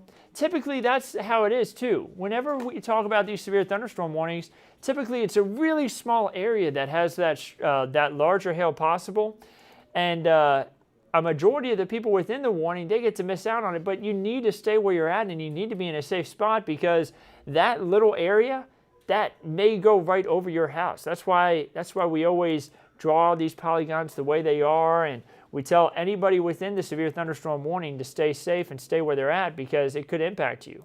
I mean, this is 4 miles by 2 miles wide. That's how big that hail core is. But you see how big this severe thunderstorm warning is. This polygon, 16 by 28 miles wide. So that lets you know, sometimes these are drawn a lot bigger, because sometimes the storm can fluctuate and different parts of the storm could have more intensity. They want to make sure everyone stays safe no matter where you're at within that polygon. And then there's the opportunity for strong winds. And actually, I'm looking up here right now. There's some very broad rotation. And I know the National Weather Service is probably eyeing that too. That new severe thunderstorm warning that just got issued. That's going to be including the I-10 corridor of Gonzales County. That's going to be for strong winds and that possibility for large hail, not just from the storm in Gonzales County, but that also includes storms that are right now in Caldwell and Travis and Hayes counties. Now I want to circle this area of rotation. It's very broad. Nothing tornadic right now about that, but right here, that's winds going away from the radar. That's winds going towards in the green, and it's starting to have a little bit of rotation with it. We'll keep an eye on that. If that tightens up, we could see the possibility of a tornado warning, but right now, no tornado warnings issued for the region. Brandon wants to know how New Braunfels is looking. Right now, New Braunfels is looking just fine. Yeah, we had some showers and storms move through earlier. It's pretty stormy. We still have some more storms to your south that are likely going to clip New Braunfels, cause some heavy rain, a little bit of lightning, but nothing severe like what you had earlier. So a few severe thunderstorm warnings out there now. We're going to see a couple of these disappear over the next 15 minutes. So the first warning box we're going to see disappear is going to be this one right here within the next minute. And then in about 15 minutes, we'll see this warning box disappear. This one's on for another hour, and then this warning box is going to be on for another hour as well.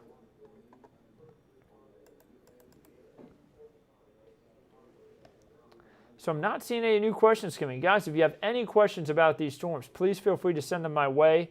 I would be happy to answer them.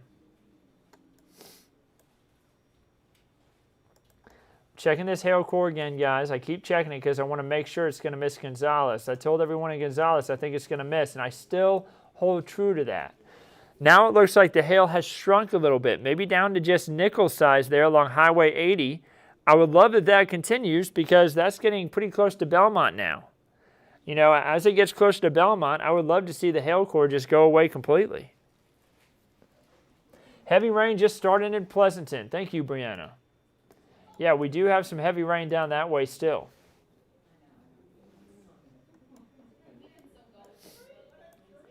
So now that warning that was in place for parts of Guadalupe County is expired, but you still have that newer warning that's still going on for parts of Gonzales County, mainly for Gonzales County there.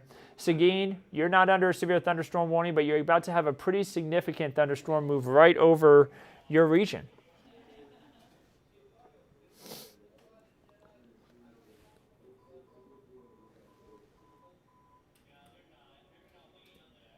And I'm not seeing anything new from the National Weather Service on these storms. Teresa says, how far is this away from Austin? Austin's about to see their own storms at the moment. Nothing severe in Austin, but southeast Travis County is seeing severe thunderstorms. And Teresa, if you're asking about the truck and making it down from Temple, I would still stay where you're at in Austin. The storms are going to move through there in the next 30 minutes. And then once the next 30 minutes pass, pretty much the I-35 corridor from southern Bell County all the way down to San Antonio is going to be pretty much fine. Yeah, we're going to still see some off and on showers and storms, but as far as the really severe storms that we're seeing right now, not as much of a concern for that I-35 corridor. Teresa says it's raining now and lots of thunder.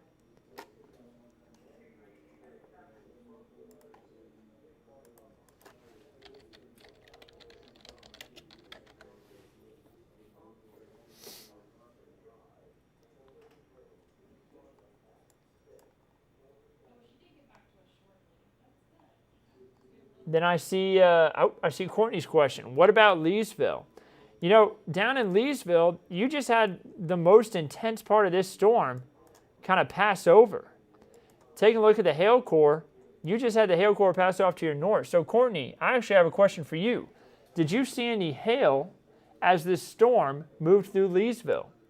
Because it looks like you may have just had, or maybe it just have missed you, the possibility for quarter to golf ball size hail there along Highway 80. Teresa says, you are awesome. Thank you. No problem. I'm happy to be able to help. But yeah, it looks like Leesville may have just had a pretty good bout of hail move past. Marianne says, it is pouring with lots of lightning, but no hail yet. We'll let you know if any hail falls on my house in Belmont.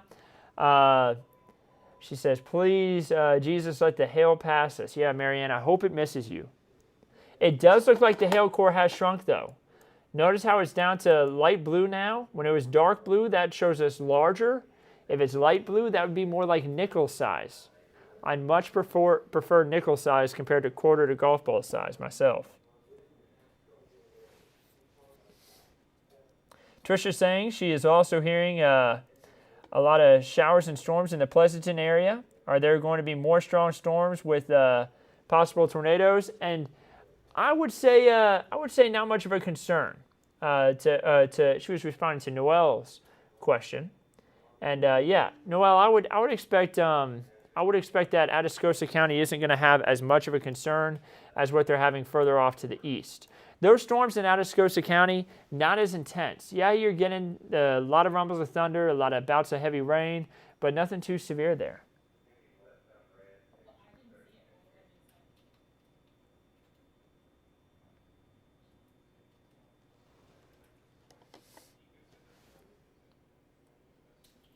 Courtney says no hail at her house. She's at 80 and 466. Courtney, great news. I'm happy to hear that. Let's hope this hail core just continues to shrink out completely and ends up not being an issue. Poteet has wind, thunder, and bad clouds is about all here. So nothing too serious in Poteet. And yeah, again, still not seeing that on radar either. Not seeing anything serious in Poteet based off radar standards. So let's hope that continues.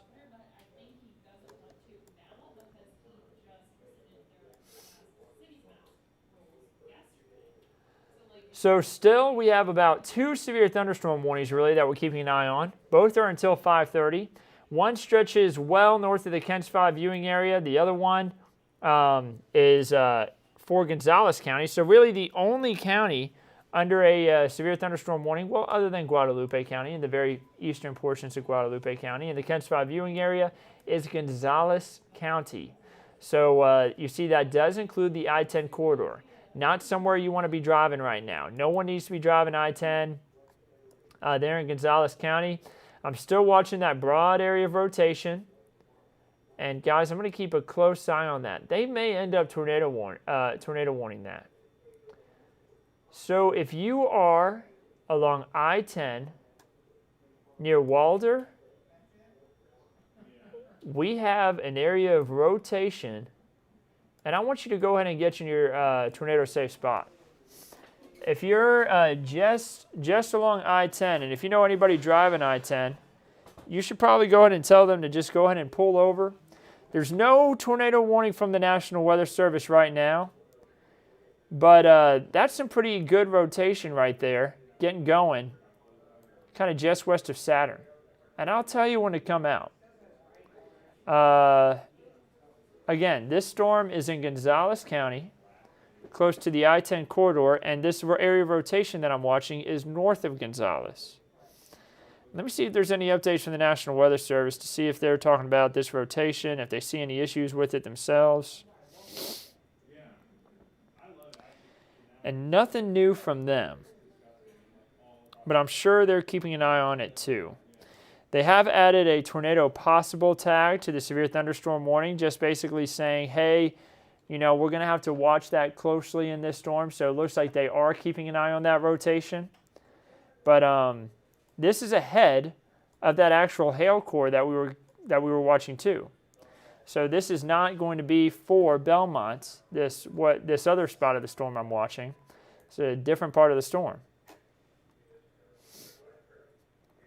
Eric says, what are the chances for a tornado hitting San Antonio? Eric, the answer is lower, but it's still possible. We have the tornado watch until 9 p.m., so please just keep an eye on the weather tonight.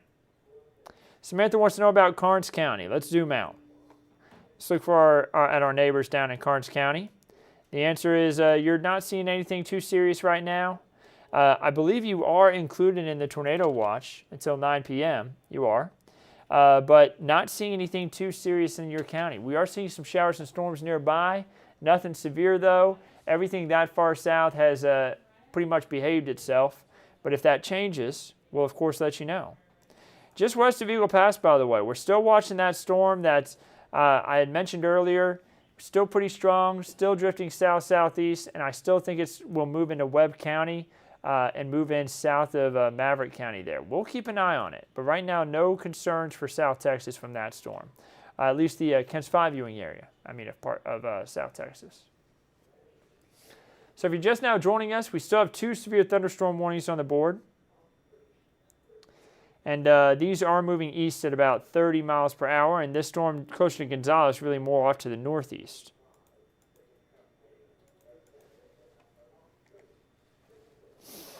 So I'm checking that rotation again, guys, seeing if anything is new on the radar. And it's still pretty broad, so it's still not that much of an issue with it, but definitely something we're going to have to watch close. Marlene says, is Walder under a tornado watch? The answer is yes. Yes, you are. And I'm watching some rotation that's just to your west that you're going to want to keep a close eye on too. If this does tighten up that area of rotation there, it would be passing near your area. Right now, though, no tornado warning. If that changes, I'm not hopping off here anytime soon. Don't worry. I'm staying on here. But if that changes, I will let you know. It looks like the National Weather Service is paying attention to that part of the storm as well, which, you know, they always are. I never would think that they're not paying attention, but it looks like they are noticing it, what I'm noticing there too. They just issued a severe thunderstorm warning now for Gonzales County, stretching into northern Lavaca County, and then even further on off to the east, including areas of Flatonia and near Schulenburg. So that is going to be a severe thunderstorm warning that was issued for what we're seeing here. Because even though the rotation may not be tight enough for a tornado, we actually have some strong winds moving in this direction, strong enough to where the National Weather Service said, yeah, let's go ahead and issue a severe thunderstorm warning at least until 5:45 for that. Felicia says, so that rotation isn't around San Antonio, is it? The answer is no, it's not. It's well to the east, and it's moving away from San Antonio. So no issues for San Antonio from this storm.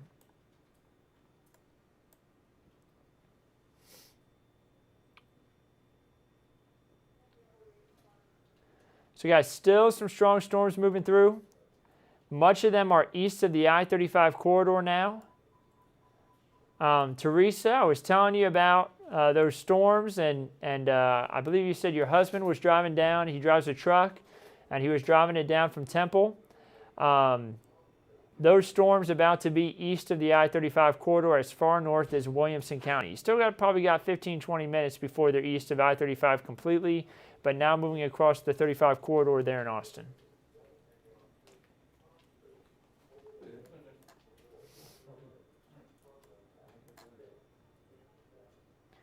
So Gonzales, seeing pretty good thunderstorm right now. But again, that hail core, just as I thought, is missing you. And the hail has shrunk. So that's great. The hail core has shrunk even more as it gets closer on to Belmont. So not as much of a concern for our friends and family in the Belmont area where Highway 80 meets Highway 90. Still possibly some pea-sized hail there, but it was much bigger just about 20 minutes ago. Now, big time shrinking going on with that as it gets closer to Belmont. And let's look at hail as a whole. What else are we seeing? It doesn't look like it's much of an issue anywhere. Now it looks like the main issue with these storms are strong winds. And honestly, the winds in the thunderstorm from Travis County stretching into Bastrop County, Caldwell, and Caldwell counties, much weaker. And I would not be surprised if the National Weather Service takes a look at that storm and says, let's go ahead and expire that warning. They may do that. I would not be surprised if they ended up doing that. Let's see what they're saying, see if they've mentioned anything. They said the severe thunderstorm warning still continues for Fayette, Gonzales, and Lavaca County. But nothing much further to report as far as what they're going to do with that warning further off to the north.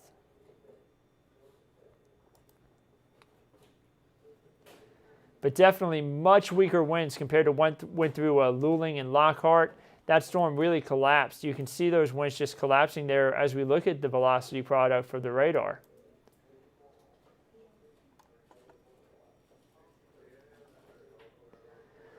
Just thought back on any of the fireworks going off, in other words, thunderstorm activity. Still some storms still further on off to the east, but as far as Bulverde is concerned, not really much of an issue. Maybe some showers and storms still later on tonight, but not as much of an issue.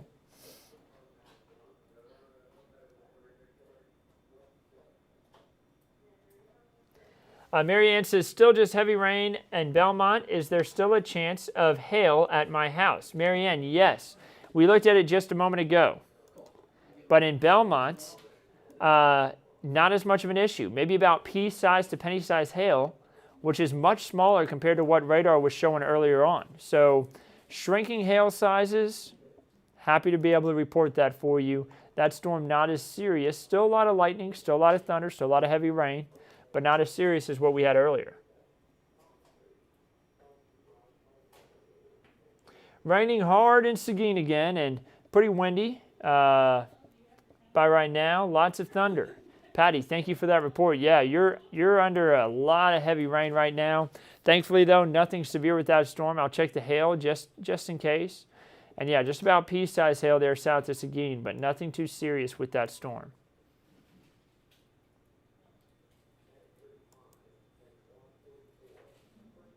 And I'm looking at winds again, guys, because again, I wanted to keep an eye on that rotation. It looks like the rotation calmed down there in Gonzales County. That's great news. There's still strong winds moving through Gonzales County, but that rotation has weakened big time. Courtney says still no hail. And Courtney, down in Leesville, I think you're fine now. I think that stronger storm is well off to your northeast, and I think you missed out on the hail, thankfully. Still likely seeing some heavy rain and having lightning there, but the strong part of that storm has now missed you. Is there still rotation by 97 in Gonzales? The answer is no. I just mentioned that a second ago. You may have heard it a little bit later, but that rotation has weakened big time, and I think that it's not going to be as much of a concern. So that's great news. I hope things continue to stay quieter for you there along 97, but here's the thing. I'm going to circle this for you. Lauren, right through here, these bright reds, that lets us know that there are strong winds. So while there isn't anything tornadic there, we may have some very strong winds that are going to move through there across 97 here over the next 30 minutes. So make sure that you have everything tied down outside. That could fly away easily. And make sure you have yourself in a safe spot as those storms move through.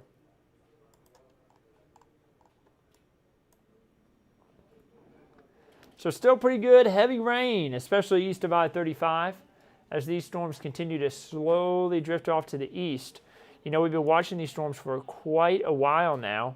I want to actually zoom down in to where they kind of got going. And it was honestly over towards Rock Springs and Edwards County earlier on today at around 11:45. Really around 10, 11 o'clock, we had showers and storms get going. They took off, moving across Bandera and Kerr County, and then we had our first severe thunderstorm warning issued for Comal County into Bear, and then Kendall County. And that storm continued to move east, and that's actually why we still have severe thunderstorm warnings now east of I-35. It all stemmed from that one storm that started off further on off toward the west. Marianne says, thank you. I live 1.5 miles east of Belmont on 90A. No hail yet, but wind and lightning getting stronger. Yeah, definitely going to be an intense storm. Thankfully, the hail, I think, is going to be smaller, but definitely going to be an intense storm that's going to impact you where you're located there, Marianne. Is Schertz going to get a tornado warning, or Schertz is just going to have rain and thunderstorms only? Kelly, I think Schertz will just get rain and thunderstorms. I don't expect a tornado warning for there anytime soon, at least.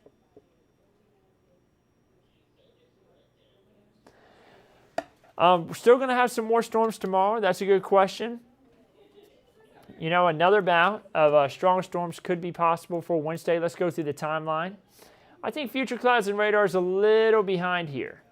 And again, trying to pick up on storms further to the south, but I'm not 100% sold on storms of Victoria overnight.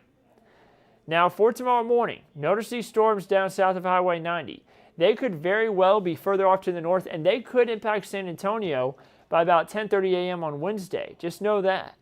They'll continue to move northeast and impact the coastal plains as we head throughout the day on Wednesday, putting down heavy rainfall at times. And again, it's still much needed heavy rain, but man, we're not going to be needing rain much longer after all this rain we've had the past week. Kelly says, thank you for the update. No problem, Kelly. That's what I'm here for. So we did just have a tornado warning issued, guys. This is going to be for far eastern portions of Lavaca County. This is going to be east of Hallettsville. And this storm is moving off toward the north and is going to be impacting possibly the Schulenburg area here over the next about, I would say, 15 to 30 minutes or so. So let's take a look at that rotation that the National Weather Service has seen.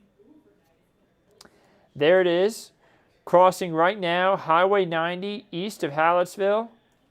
The reds meeting up with the greens there, that's that rotation that they're seeing, and that's why a tornado warning was issued. Now, this is on the far outskirts of the Kent Spot viewing area. We're still going to stay focused on it, though, because I want to make sure people can get updates on it.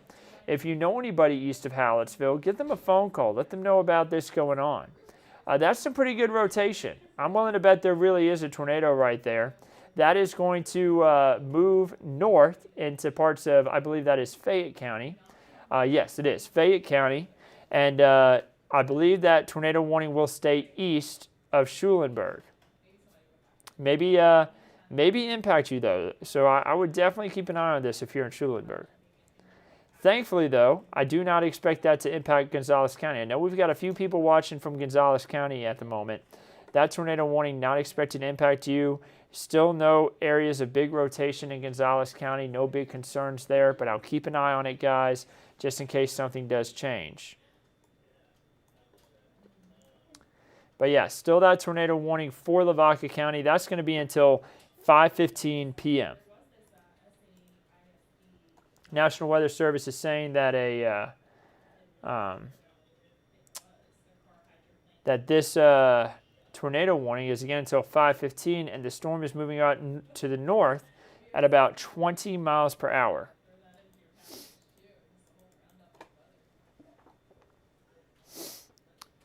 Yeah, it is a drought buster, that's for sure. Hubby is driving to downtown San Antonio. Any feedback? The answer is no big issues. You know, some showers and storms, nothing severe in Bexar County. Everything severe out there is now east of Bexar County. So we're not seeing any issues for the San Antonio area or Bexar County. We have severe thunderstorm warnings and tornado warnings east of us, and that's the main concern right now. Really well east. We're talking Gonzales County. We're talking Lavaca County. And we're talking about areas like Caldwell County and stretching up into Bastrop and Fayette counties. So I'm checking hail again, guys. We've seen it shrink big time. And now it looks like it's just continued to do that. Let's hope that continues. Let's take a look at wind speeds again. Still likely some strong winds associated with some of these thunderstorms moving through Gonzales County, but not as strong as what it was earlier.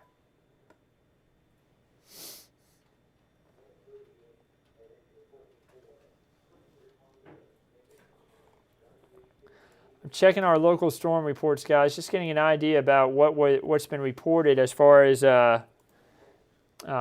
hail size and wind. We had bigger than a quarter-size inch there in New Braunfels. That was the largest reported.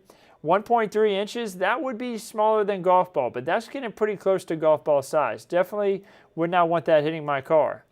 And then we had a thunderstorm wind gust in Geronimo of 66 miles per hour. So that is in Guadalupe County, and that would be strong enough to cause some damage. That's why these severe thunderstorm warnings were issued in the first place.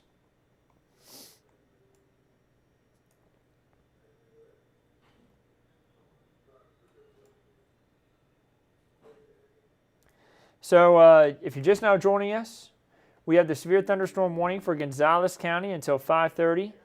We have actually another severe thunderstorm warning out ahead of it until 5:45. And then we have the tornado warning for Lavaca County. Now, this one for Lavaca County, this is until 5:15. A very brief spin-up tornado is likely there, just crossed Highway 90, northeast of Hallisville, and it's going to be moving east of Highway 77 as it moves kind of further off into the north there. And I'm actually not 100% sure what this county is, just east of Lavaca County where Columbus is located. I'm looking that up real quick. So that is in Colorado County. Okay. So Colorado County would be the next county that this possible tornado warning impacts. And then I know that this county here with Schulenburg, that is Fayette County. So we may have far eastern portions of Fayette County also impacted by this. Right now, both Colorado County and Fayette County not included in a tornado warning. But again, it does continue for Lavaca County.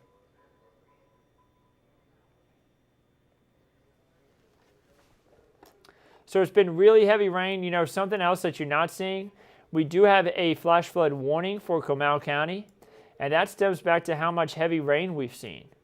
Really heavy amounts of rainfall over the last 24 hours across much of the region. Some spots seeing 2+ inches of rainfall, and I think that will make it through the rest of today with some spots seeing 3+ inches by the time it's all said and done over the last 24 hours. You see 2.2 there near Bernie. 3.1, there you have it, 3.1 in western portions of Comal County where the flash flood warning is in place, 2.8 near Canyon Lake, 1.5 in northern portions of Comal County, getting closer towards New Braunfels. They didn't get as much rainfall, but it sure was a soaker as that storm made its way through earlier.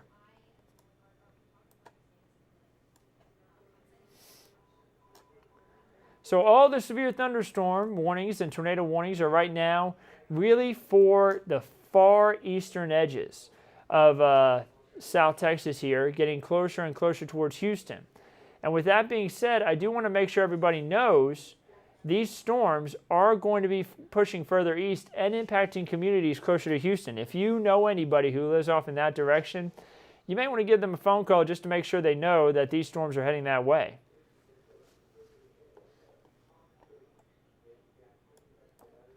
We have some more storms starting to develop down towards Dilley and down towards Pearsall.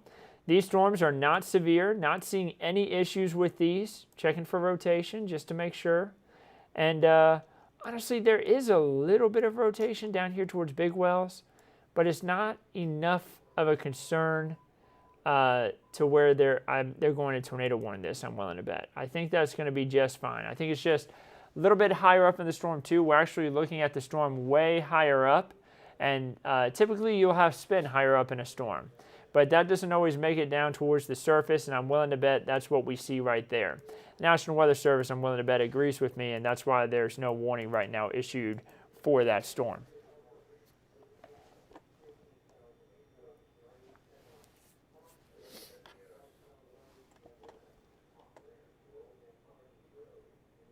So nothing new from the National Weather Service. I'm checking with them to see if they have any new warnings that they're thinking about issuing. But nothing being issued right now.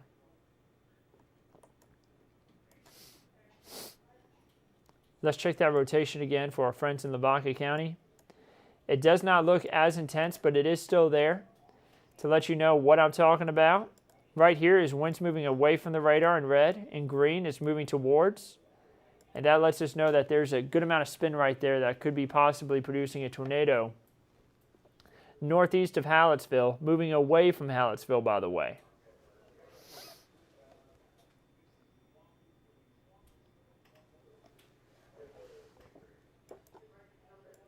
Let's check hail again.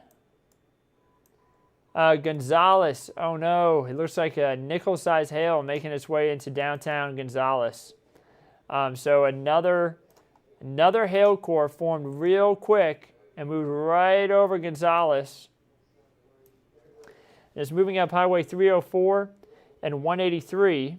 It's going to go kind of due north, and let's hope that it collapses pretty quick here.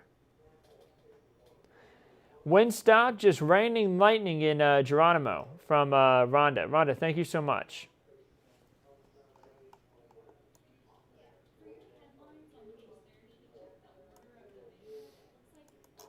I'm a little surprised the National Weather Service has held on to the severe thunderstorm warning that's stretching into Caldwell, Bastrop, and Travis counties, or at least just not trimmed it back a little bit, because that part of the storm has definitely weakened big time. Looks like it continues to collapse. That's great news. Again, though, we still have the possibility for some larger hail in parts of Gonzales County, kind of closer onto Gonzales. By the way, if you're wondering where Weather Chief Bill Taylor is, he's actually on air right now giving an update about this tornado warning that's right now located in northern Lavaca County. So he's talking about that one as well as the severe thunderstorm warning that's been issued for parts of Gonzales County. No hail in downtown Gonzales yet. Lauren, that's great news. I hope we make it through it without any hail at all. So maybe that hail is either melting before it makes it to the surface, or maybe in your part of town, just no hail is occurring there. So cross our fingers and hope that continues.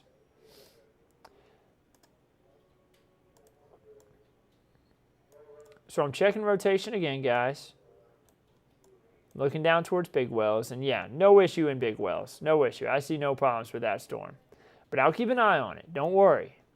I want to make sure everyone stays informed and stays safe.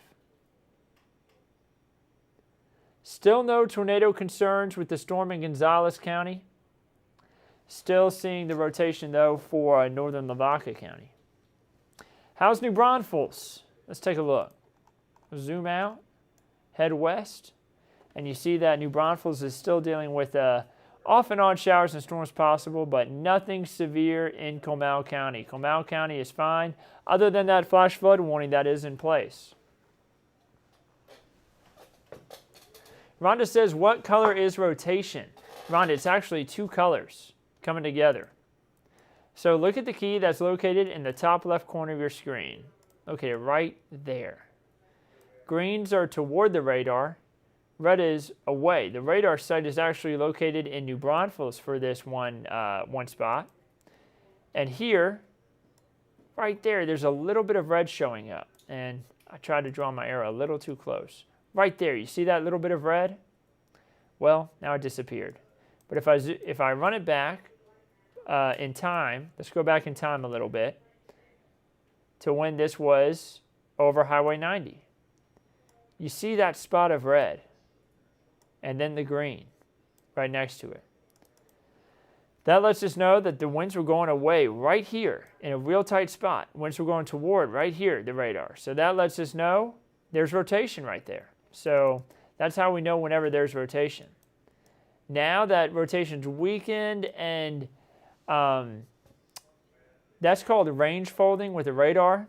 Whenever you get further away from a radar site, whenever you see purple like that, sometimes the radar has trouble deciphering which direction the winds are going. So you get a purple color. It's nothing super serious. It just means we cannot see that storm as well to understand which way the winds could be going. But give it about an update or two with the radar and we could get a better view at it. Rhonda said thank you. No problem.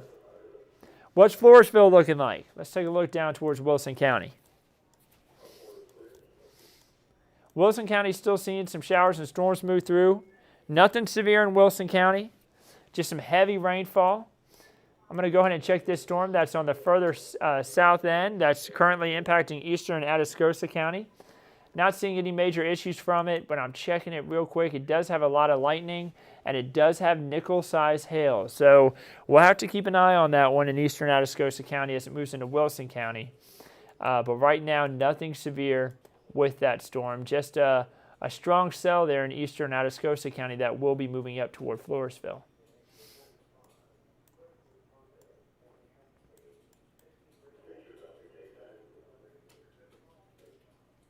We also have new storms that just formed up towards Hayes County. Those are moving north, and they're going to be moving toward the Austin area.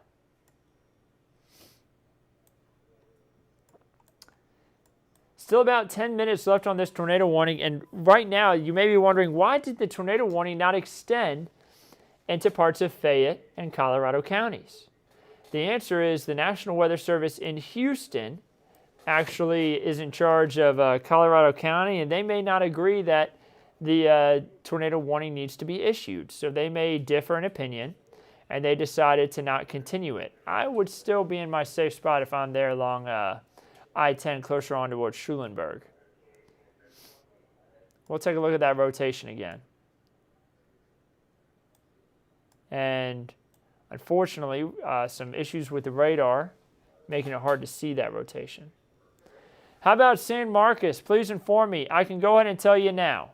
San Marcos is just getting regular thunderstorms, nothing severe with the storms in San Marcos. Do you think Gonzales will still be getting heavy rains through 6 p.m.? It will be off and on, but yes, Gonzales will still be dealing with showers and storms through 6 p.m. I would put money on it. I'm not going to, but I would. But Gonzales will likely still deal with showers and storms there at 6 p.m. Not as severe. These storms to your south and west aren't as strong, but still going to be some intense thunderstorms at times.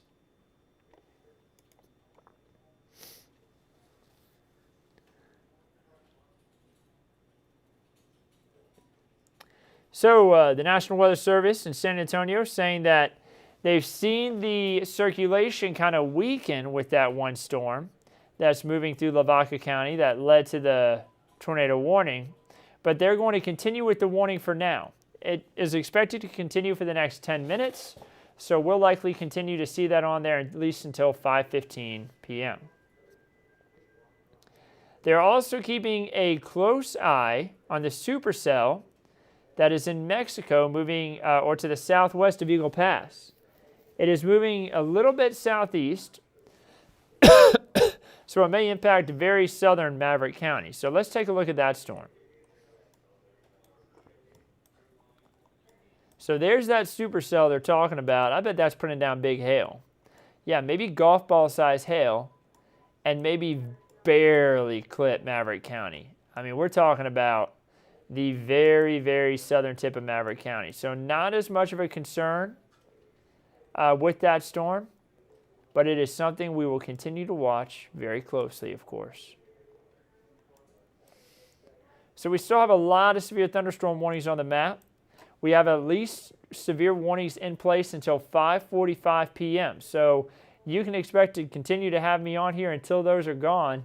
So I'll be on here at least until 5:45 giving updates. And if I did have to jump off, then I would be right back on if anything severe were to occur again. But of course, we still do have some severe warnings, and we also have that tornado warning. Let's see if the radar doesn't have as much range folding anymore. And there are. There are some areas. There is still an area of rotation east of Kinkler, moving up towards Oakland, which is right there in Colorado County. Checking Gonzales County for more areas of rotation, just in case. Still looks like not that much of a concern, but we do have some large hail still possible in some of these storms. You know, we were looking at nickel-size hail earlier on. We're looking at quarter-size to golf ball. Not really seeing that issue actually anymore. So that's awesome. I mean, that's great. I hope that continues. I hope we don't see anything in the way of large hail the rest of tonight. But, you know, pea to nickel size, that's not too bad. And we can definitely manage with that compared to quarter to golf ball size. Lauren says, thank you. Trying to decide whether or not to cancel a meeting with kids driving in Gonzales at 6. Lauren, I would say go ahead and cancel it.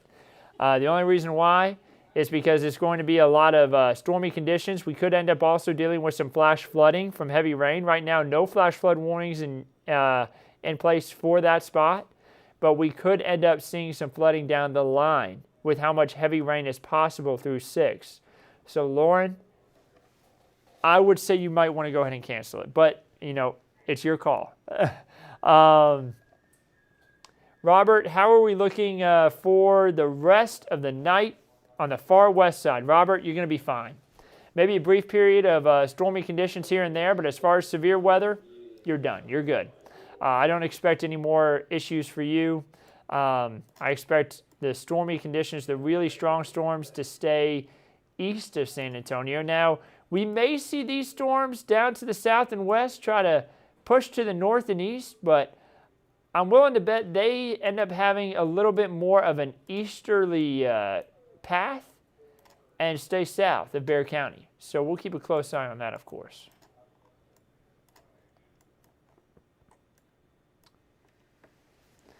Will there be a tornado in San Marcos? Please answer. The answer is, yeah, I don't think so. I think San Marcos is going to be fine.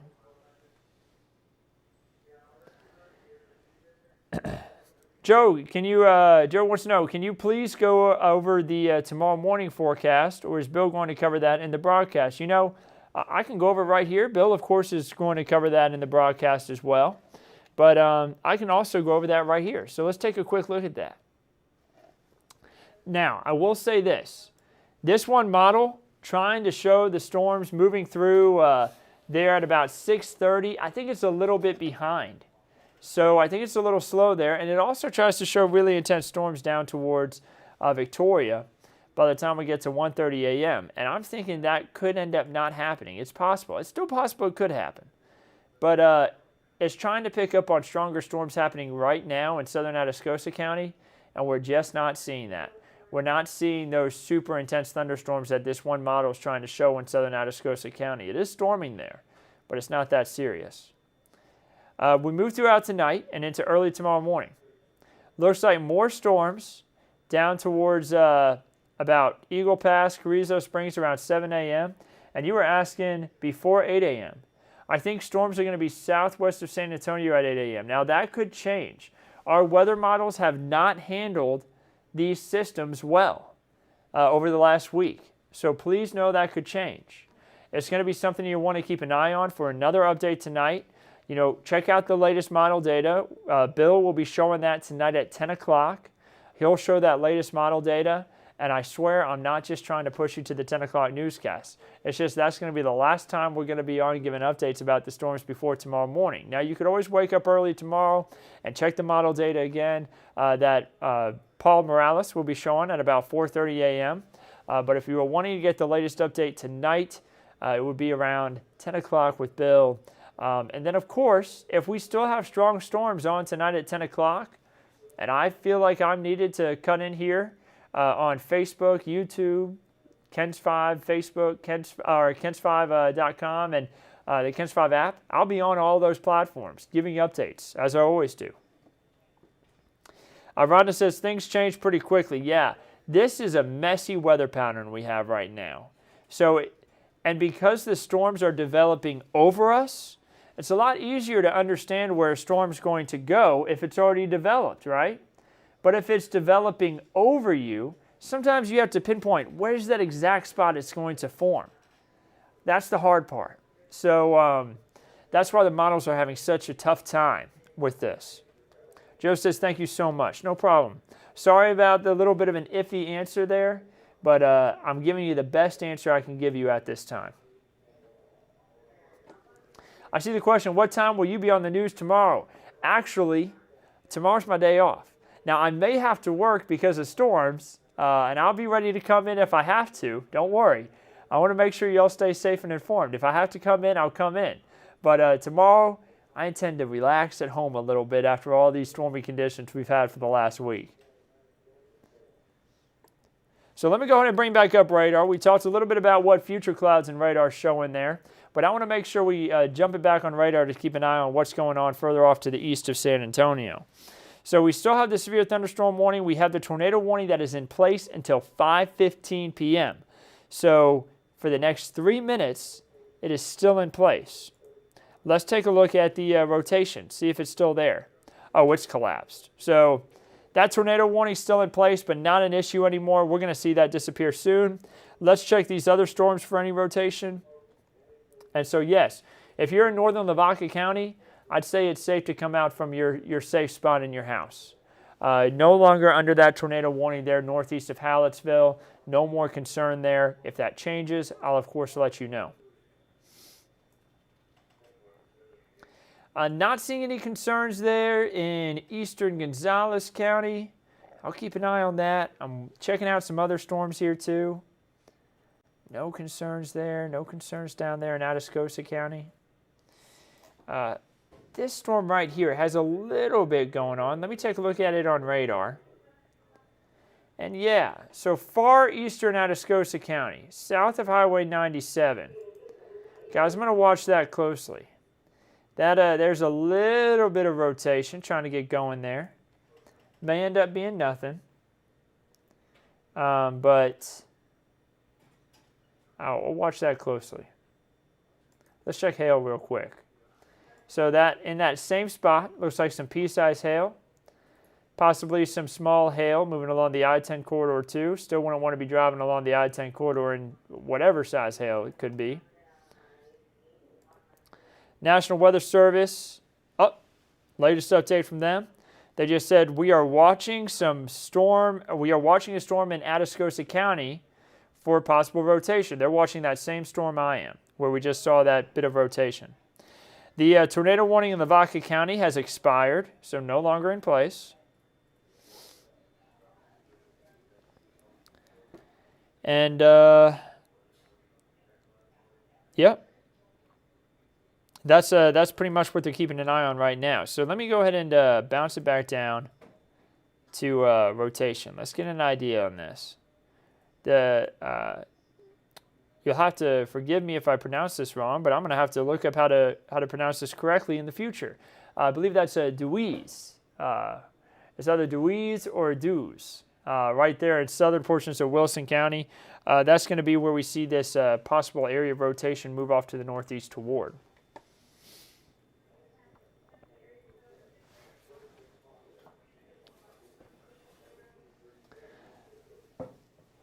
Let's see here.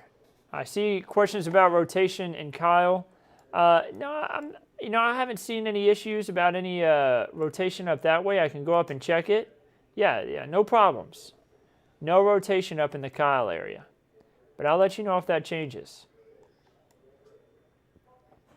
So still the severe thunderstorm warning in place for the next 15 minutes in Gonzales County and stretching into parts of Lavaca County. And then we actually have, that one's till 5:30 as well. I was thinking that was till 5:45. That southern one, though, that southeastern one that includes northern Lavaca, northern Gonzales County, that is until 5:45. So we have, Jessica says, I was correct on the first pronouncement. So good. Dewey's. I'm going to remember that, Jessica. Thanks for the heads up. I appreciate that. I appreciate it. So a lot of lightning with these thunderstorms. Let's go ahead and get an idea about how much lightning we've had in the last 15 minutes just across the entire area. Now this is a huge swath, and we're even going to include the Austin region. 1,744 lightning strikes. So very electric storms moving through our region.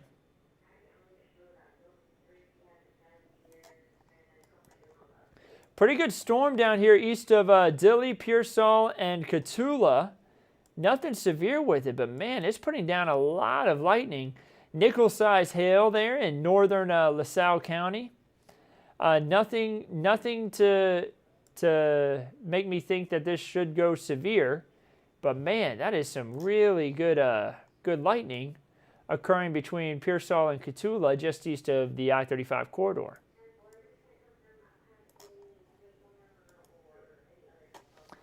So a significant weather advisory was just issued for Wilson and Atascosa counties. That's going to be for that one storm that we've been watching pretty close with a little bit of rotation in it. They're talking about this storm that's right here. They're keeping a close eye on that one.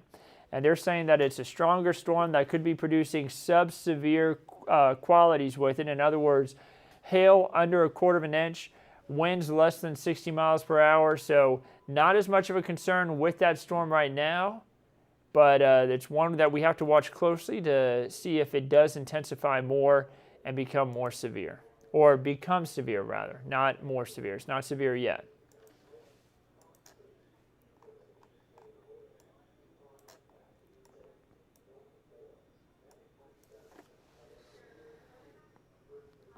So if you're just now joining us, we still have the severe thunderstorm warnings for Gonzales County, Lavaca County, Fayette County is included, Bastrop County.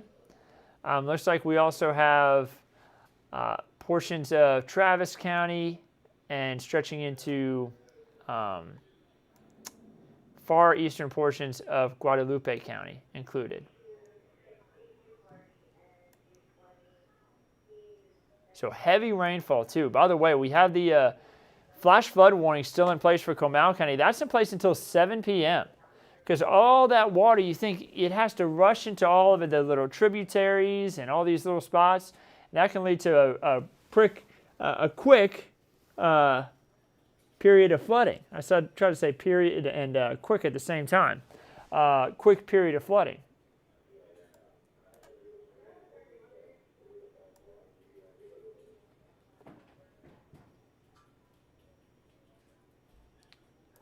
So Floresville, likely pretty loud down there as you have a storm to your north and a storm to your south.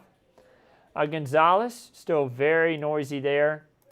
If you're along the I-10 corridor, I would suggest charging your phone. If you live anywhere along there east of Luling, we likely have a lot of power outages. There's a ton of lightning activity. I'd say the most intense thunderstorms that we have at the moment would be right through here in this red box. We've had 803 lightning strikes in the last 15 minutes, so very electric storms. I see a question about Hays County. The answer is, we have a few storms, but nothing severe in Hays County.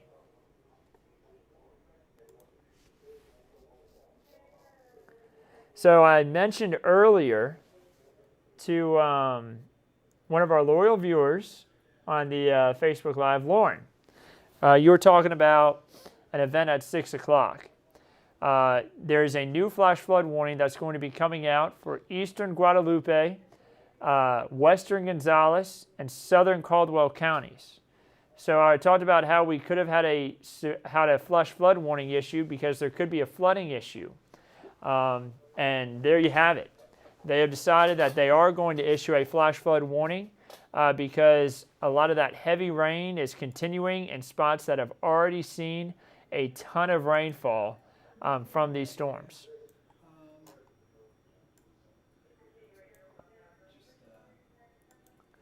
I'm not seeing as many severe qualities with these storms. That's the good news. And I'm hoping that continues. I'm checking the rotation in Atascosa County again, by the way, guys. Does not look significant. Looks like it's kind of collapsed here within the last 15 minutes. So that's good news. You want me to say that. But Atascosa County, not as much of an issue anymore.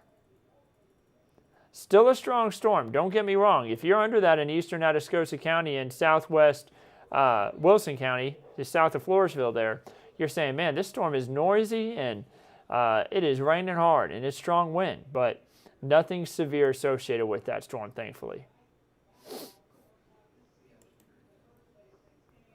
Maybe some nickel-sized hail located there along Highway 80, and that's going to be Leesville. We had someone watching from Leesville. I believe it was Courtney was in from Leesville watching, and maybe some nickel-sized hail down towards your area if you're watching still. But thankfully nothing severe size with that hail. And there's that new flash flood warning, by the way. You see it includes the towns of Luling, Gonzales. The town is not included, but Gonzales County is included. And areas north and west of Gonzales itself are included. Belmont is right in the smack dab in the middle. Leesville is included in that flash flood warning. We see it stretching up towards Harwood, Sandy Fork, Luling, and even getting close there to Lockhart, but not including Lockhart within that warning. And that flash flood warning is until 8:30 p.m. So it's going to be going on for quite some time because the rain is expected to go on for quite some time there too. So we still have about 8 minutes left on 2 of these severe thunderstorm warnings. The other warning still has about 23 minutes left on it. And again, these storms starting to move out. The severe storms, that is, starting to move out of the KENS 5 viewing area here pretty soon. That's great news. We still have some more storms possible tonight, mainly for areas south of Highway 90 and east of the I-35 corridor. So I'm watching that closely, like that storm down towards Pearsall and Cotulla. We got to keep a close eye on that one. The storm that was west of there, where I thought I saw a little bit of rotation near Big Wells, that storm's collapsing. No issues there.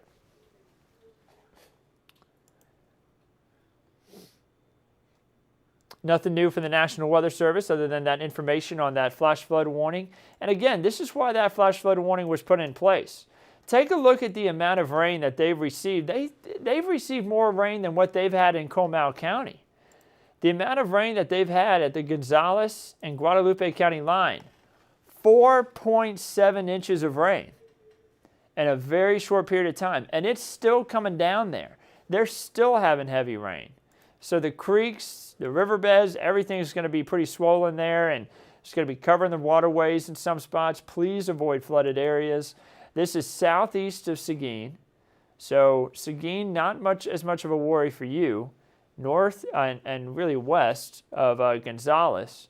So not as much of a worry for you, but Luling, you're smack dab in the middle of that still, like 2.3 inches and more rain's falling where you're at. Let's bring up radar. Look at that. I mean, they've got the heaviest of it still over them, and they've already had a ton. Is the storm in Dilley headed towards Pleasanton and Poteet? The answer is, I think it's going to stay maybe just down to your south. I think these storms that are further south of Highway 90, I think they're going to have more of an easterly trend to them. I still think you're going to get some rain from that storm, but I think it's going to be moving more east rather than northeast. So still going to get some rain, still going to get some lightning from that storm, but as far as any severe capabilities it may have, I think it will miss you. And Poteet, I mean, I think you're going to be fine. I think it's going to miss you to the south. If anything, parts of Pleasanton will experience parts of the storm, but the Poteet area, I think, will miss it.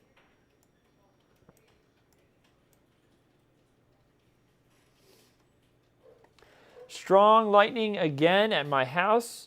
Is the hail effect still possible at my house in Belmont? No hail so far. And Marianne, the answer is yes.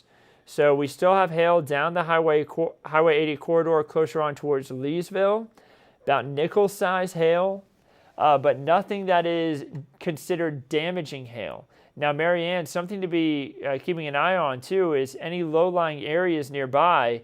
You do have a flash flood warning. You've had tons of rain already, and the grass is probably out there having a tough time with all this rain. more rain is going to be falling. It's already falling on you. I know you're probably hearing it outside saying, man, yeah, I know it's coming down. But you're going to continue to deal with some heavy rainfall, and that could lead to more flooding in the area. How many inches in Floresville so far? It's insane here. You know, I know the farmers in Floresville are loving it. Now, it's better to have less of a good thing than too much of a good thing. You want to have it just right if you can, but you definitely don't want too much of a good thing and causing a lot of issues. But I don't think this is necessarily too much for the farmers just yet. Let's take a look at the amounts. 2.4 inches there northwest of Floresville, northeast 1.4, and this is just radar estimated. Sometimes the radar underestimates and you end up with a lot more rainfall. So it's possible that Floresville, even though radar is indicating about an inch, you still could have seen way more. You know, we could be saying that you could have seen about 2 inches, but the radar is just underestimating the amount that you've seen there so far.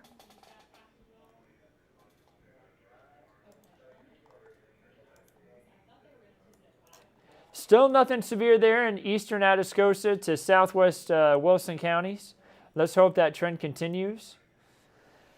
We still got about 3 more minutes left on the severe thunderstorm warning there in eastern Guadalupe, western Gonzales counties. In eastern Gonzales County, though, the severe thunderstorm warning continues until 5:45. That does include parts of Fayette County and northern Lavaca County.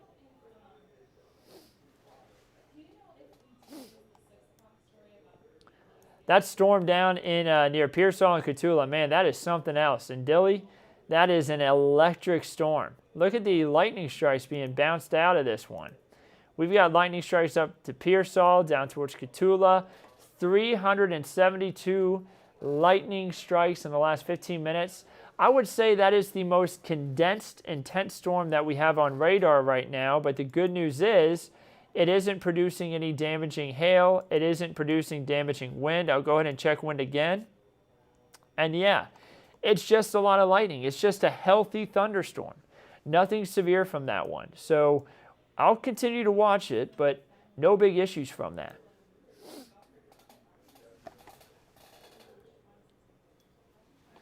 Marianne says, I'm going to keep updating my friend in Luling. They had no electricity. Yeah, they had a pretty... That thunderstorm that they had go through earlier, I could, if I rewind this, let me go ahead and rewind it the last 3 hours. We've been live for a while now.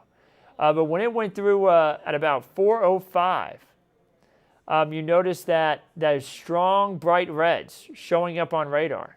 That was the strong winds that went through there, and that's likely why she doesn't have power. That was an intense thunderstorm that went through, but Marianne, thanks for continuing to keep her updated and relaying the messages. Luling, not seeing anything severe there now, but definitely still dealing with a lot of lightning and a lot of heavy rain, and that could make it hard for power crews to get out there to fix some of the issues.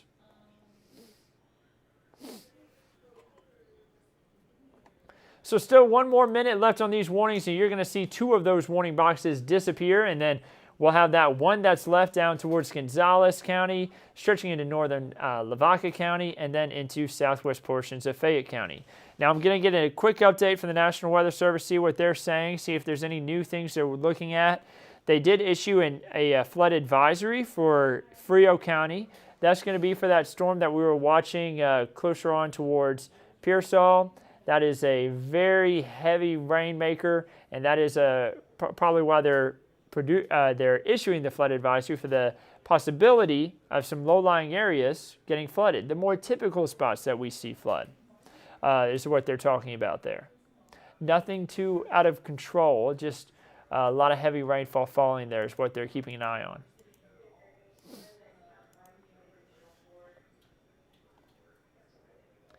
Storms have strengthened as they moved from Fayette County into Lee County, so they're talking about further outside of the Kents 5 viewing area there, but they're going to be issuing a significant weather advisory. So if you know anybody in Lee County, you may want to let them know, which is right here.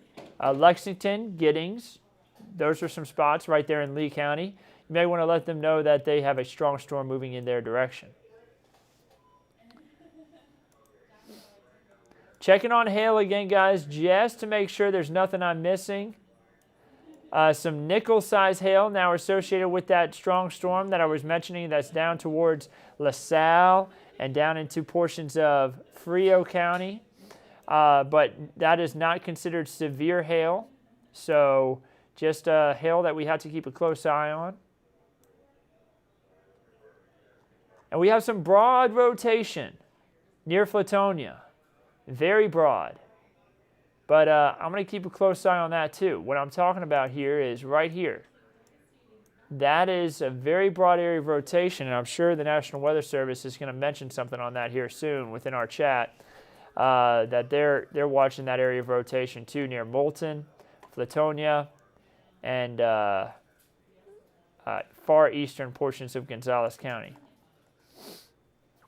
And that's going to be our last severe thunderstorm warning that we have in place for right now. Hopefully we don't deal with anything too intense anymore the rest of the night, but remember, it is still possible. So that severe thunderstorm warning in place until 5:45 for the possibility of damaging wind and also large hail.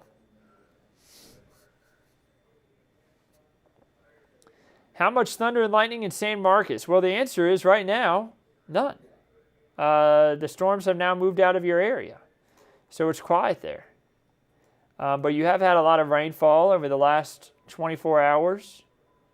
Let's take a look at the total there. About an inch, about an inch and a half possible in some spots. So that's a good amount of rain. But man, near Gonzales and Guadalupe counties, man, more than 4 inches of rain in some spots. It has been coming down. It has been absolutely coming down right through there. Courtney's saying we have hail now. Yeah, Courtney, I don't know if you were on earlier, but I was mentioning that. I was mentioning how we had some nickel-sized hail down towards Leesville, and I gave you a little bit of a shout-out. Down towards Leesville, there was nickel-size, but now it looks like it shrunk down to pea-size. Courtney, if you could let me know safely, don't run out there and put yourself in a dangerous situation, but if you could let me know safely how large the hail is outside. Maybe just peek out the window and see if it's about pea size or penny size. Just let me know here in the chat. Jenny says, Atascosa County isn't looking good. I'm from the Midwest, and those clouds are not looking good. Let's take a look at it. It is a pretty good storm down in eastern Atascosa County. But thankfully, I haven't seen anything severe associated with them so far. But we do have pea-sized hail. So it's something we're going to have to keep a close eye on. But again, nothing serious, nothing too serious with that storm in eastern Atascosa County right now. Megan wants to know, how's the weather for this evening? And the answer is, we're going to have chances for more showers and storms overnight. But as far as the severe weather threat, it should considerably go down by the time we get to 9 o'clock. 8, 9 o'clock, much quieter, other than for some spots well south of Highway 90. I think that we could see that storm clip the southern portion of Atascosa County, move its way across northern portions of McMullen County, LaSalle County, Live Oak County, B County, and then possibly into parts of Goliad County. We'll watch that closely if it does hold together, but it may weaken and collapse as it continues its way off to the east. So still the severe thunderstorm warning for Lavaca, Gonzales, and Fayette counties, and that's till 5:45. Now this part of the storm has weakened a lot. We did have that brief portion of rotation, but it looks like it's kind of broadened out a little more. Not as much of an issue. I mean, I'll keep watching it, guys. Don't worry. But northeast Gonzales County, that's going to be the only part of the storm that I see is why they've decided to continue this severe thunderstorm warning. But we may actually see this severe thunderstorm warning being taken away here within the next 5 to 10 minutes. We will see it, at least by 5:45. That's when the warning is set to expire. So I'm checking local storm reports real quick, see if there's any new information. Looks like, now this is over the last 24 hours. This was from 2:20 a.m. This was from the wake low that we had moved through last night. We had a thunderstorm damage report seen in southeast part of San Antonio. Shingles blown off roof. 65 mile per hour winds reported at Stinson Municipal Airport. And there's the report.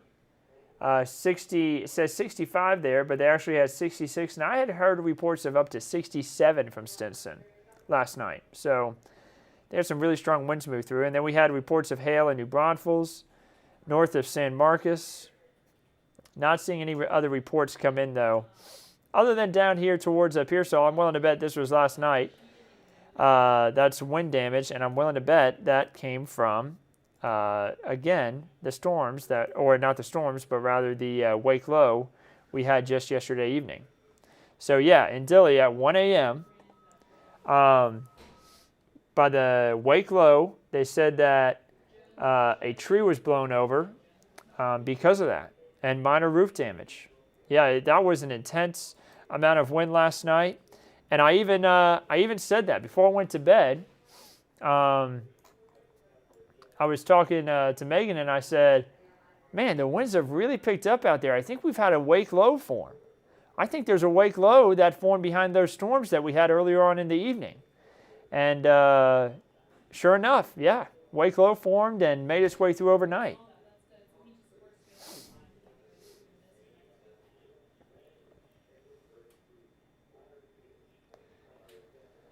So I see if there's a hypothetically speaking situation where we are in a building that's an upper level, but we can't get to a lower level, where do we go? The answer is the most interior room you can get to. Put as many walls between you and the outside as you can, because you want debris, if debris is flying through the air, because that's what can cause harm or death in a tornado. It's the debris flying through the air. It's not the tornado itself. Now, the tornado lifts that debris, but the debris that can fly through walls and at high speeds, you want to make sure it's not hitting you. You want to put as much stuff between you and the outside as possible. That's why storm shelters are made out of cement, complete cement, because nothing's going through it, or at least it's going to have a tough time getting through it. But put yourself in the most interior room possible, away from any windows, away from any exterior walls, and be in the lowest floor that you can be. That's the best answer I can give you. Katie says, we had trees down in Wilson County near Poth. Now, Katie, was that from last night, or was that from the storms that you just had go through? I'm curious. Please let me know if you don't mind. Jessica says, not possible in a mobile home. Yeah. If you're in a mobile home and there's a tornado warning, you need to get to a shelter somewhere nearby. Some communities have shelters you can get to, tornado-safe shelters. We had that back home where I grew up back in Mississippi. They're everywhere because tornadoes are so common. Here in South Texas, they're not as common, but I'm sure there's some safe places and buildings that you know nearby that you can get to quickly. If you don't know of any, do a little bit of research. That way you're ready whenever a tornado warning could be issued. Where am I going to go if one's issued? Or if there's a tornado watch, where should I put myself in case a tornado warning were to ever be put in place? Now, if you're just joining, there's no tornado warning right now. We're just talking about where to go to be safe.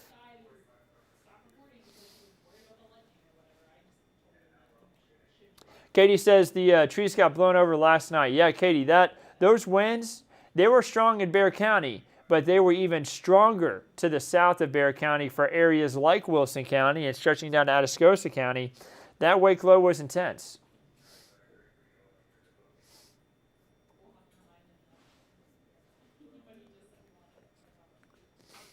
So the severe thunderstorm warning continues for another 5 minutes. And guys, if we get no more severe warnings issued, which, yep, we're going to get one issued. I said if we're going to have no more issued, I was going to take a little bit of a break myself. But that one that's down to that one in LaSalle County, that's going to be a severe thunderstorm warning. National Weather Service hasn't issued it just yet, but I guarantee you that they're looking at it, and I'm willing to bet that within the next 10 minutes, we're going to see a severe thunderstorm warning issued for parts of LaSalle County, stretching into portions of, let me see the direction on this storm.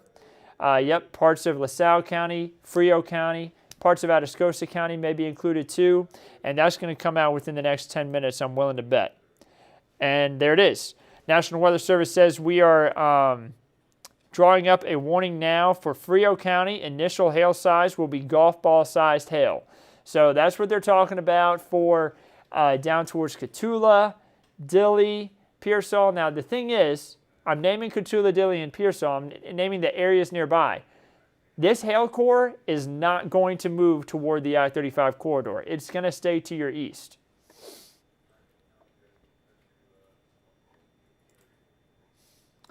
So these storms are going to continue to kind of move off to the north and east and move away from the I-35 corridor, but very noisy still in Dilley. Very, probably still some wet weather if you're on the east side of town, but the hail is at least staying off to the east of there. There's the new severe thunderstorm warning. Now you'll notice something interesting here. The severe thunderstorm warning is for Frio County and Atascosa County, but not for LaSalle County where the hail core is right now. And there's a good explanation as to why that's like that. The National Weather Service in Austin and San Antonio covers Atascosa County here and Frio County here. But the National Weather Service in Corpus Christi covers LaSalle County. And they've looked at that storm and they decided they don't want to issue a severe thunderstorm warning for northern LaSalle County, but I'll let you know now, I totally agree with the National Weather Service in San Antonio there going ahead with that warning. And the National Weather Service in Corpus Christi probably has a good reason. They may be saying that storm looks like it's moving out of our region, so we've decided to hold off on warning it, and we just allowed our neighbors at the San Antonio-Austin office to issue that severe thunderstorm warning. So that could be their explanation. I haven't seen it, but I'm sure there's a good reason why they decided to pass on warning that storm in northern LaSalle County. But the National Weather Service in San Antonio and Austin has issued it. This includes the Highway 97 and 85 corridors east of Dilley, there in and east of the I-35 corridor in Frio County, and right southwest of Charlotte for Atascosa County. Now I'm going to zoom out because I want to see this other severe thunderstorm warning. It should be expired here pretty soon. That storm down in Frio County to LaSalle County, that's an intense thunderstorm, guys. That's one of the more intense thunderstorms I think that we've seen so far today. It is very impressive. But again, this storm is moving off toward the, they are saying, let me see here what they're saying about the direction of it. Looks northeast to me, and they're saying northeast at about 20 miles per hour.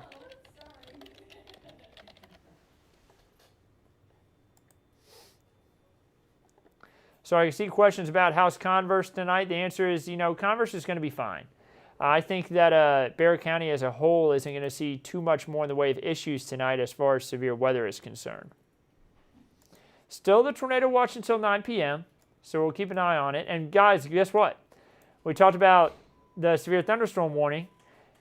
National Weather Service in Corpus Christi has now severe warned the storm in northern LaSalle County. So they agree now. They decided to go ahead and issue the warning.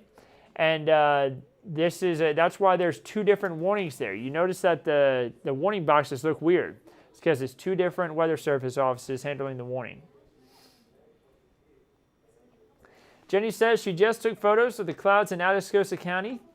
Jenny, if you don't mind, send them to us. Send them to us at eyewitness@kensfive.com. Send them to us on Facebook. We'd love to share those images. Yeah, I'm willing to bet it looks kind of nasty from all the storms that you have all around you.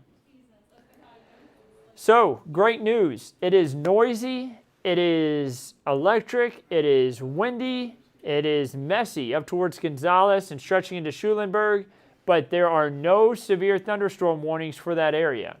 We have now been left with one severe thunderstorm warning. That is for LaSalle and into parts of Frio counties until 6:45. So for the next hour, we are still under a severe thunderstorm warning for Frio and Atascosa counties. A lot of heavy rain associated with this storm, a lot of lightning. This storm is, again, just east of Dilley, Pearsall, and Cotulla.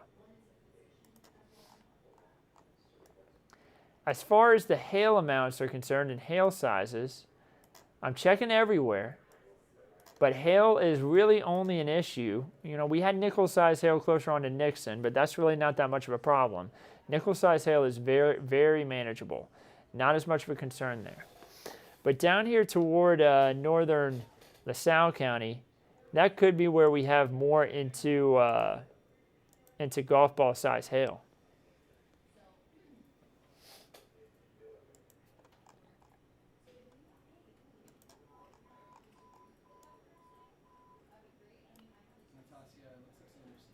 So guys, the thunderstorm that we have there down towards LaSalle and Frio, again, still the most intense storm. That one storm that was further off to the west, it seemed to have collapsed, including the storm closer to Eagle Pass. There may be a boundary moving through that's going to kind of undercut this storm, and let's hope that happens. We may see this storm get undercut and collapse in Pearsall, Dilley, and, or I keep naming Pearsall, Dilley, and Cotulla, excuse me. It's just those are the three towns that are closest. Thankfully, this severe thunderstorm warning does not include you.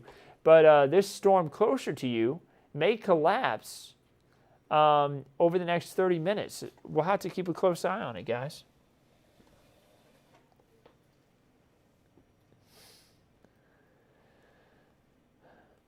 Let's see here. Not seeing any new questions come in.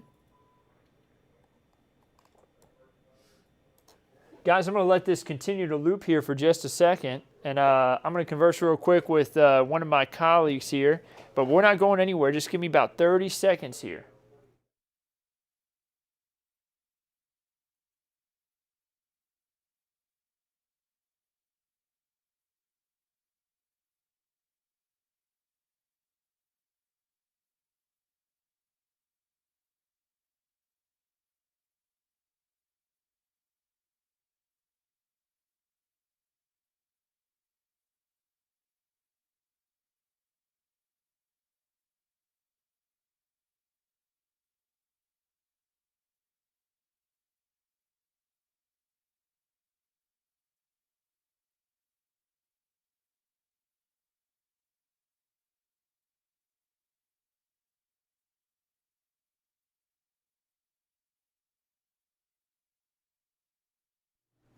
All right, guys, we're back up.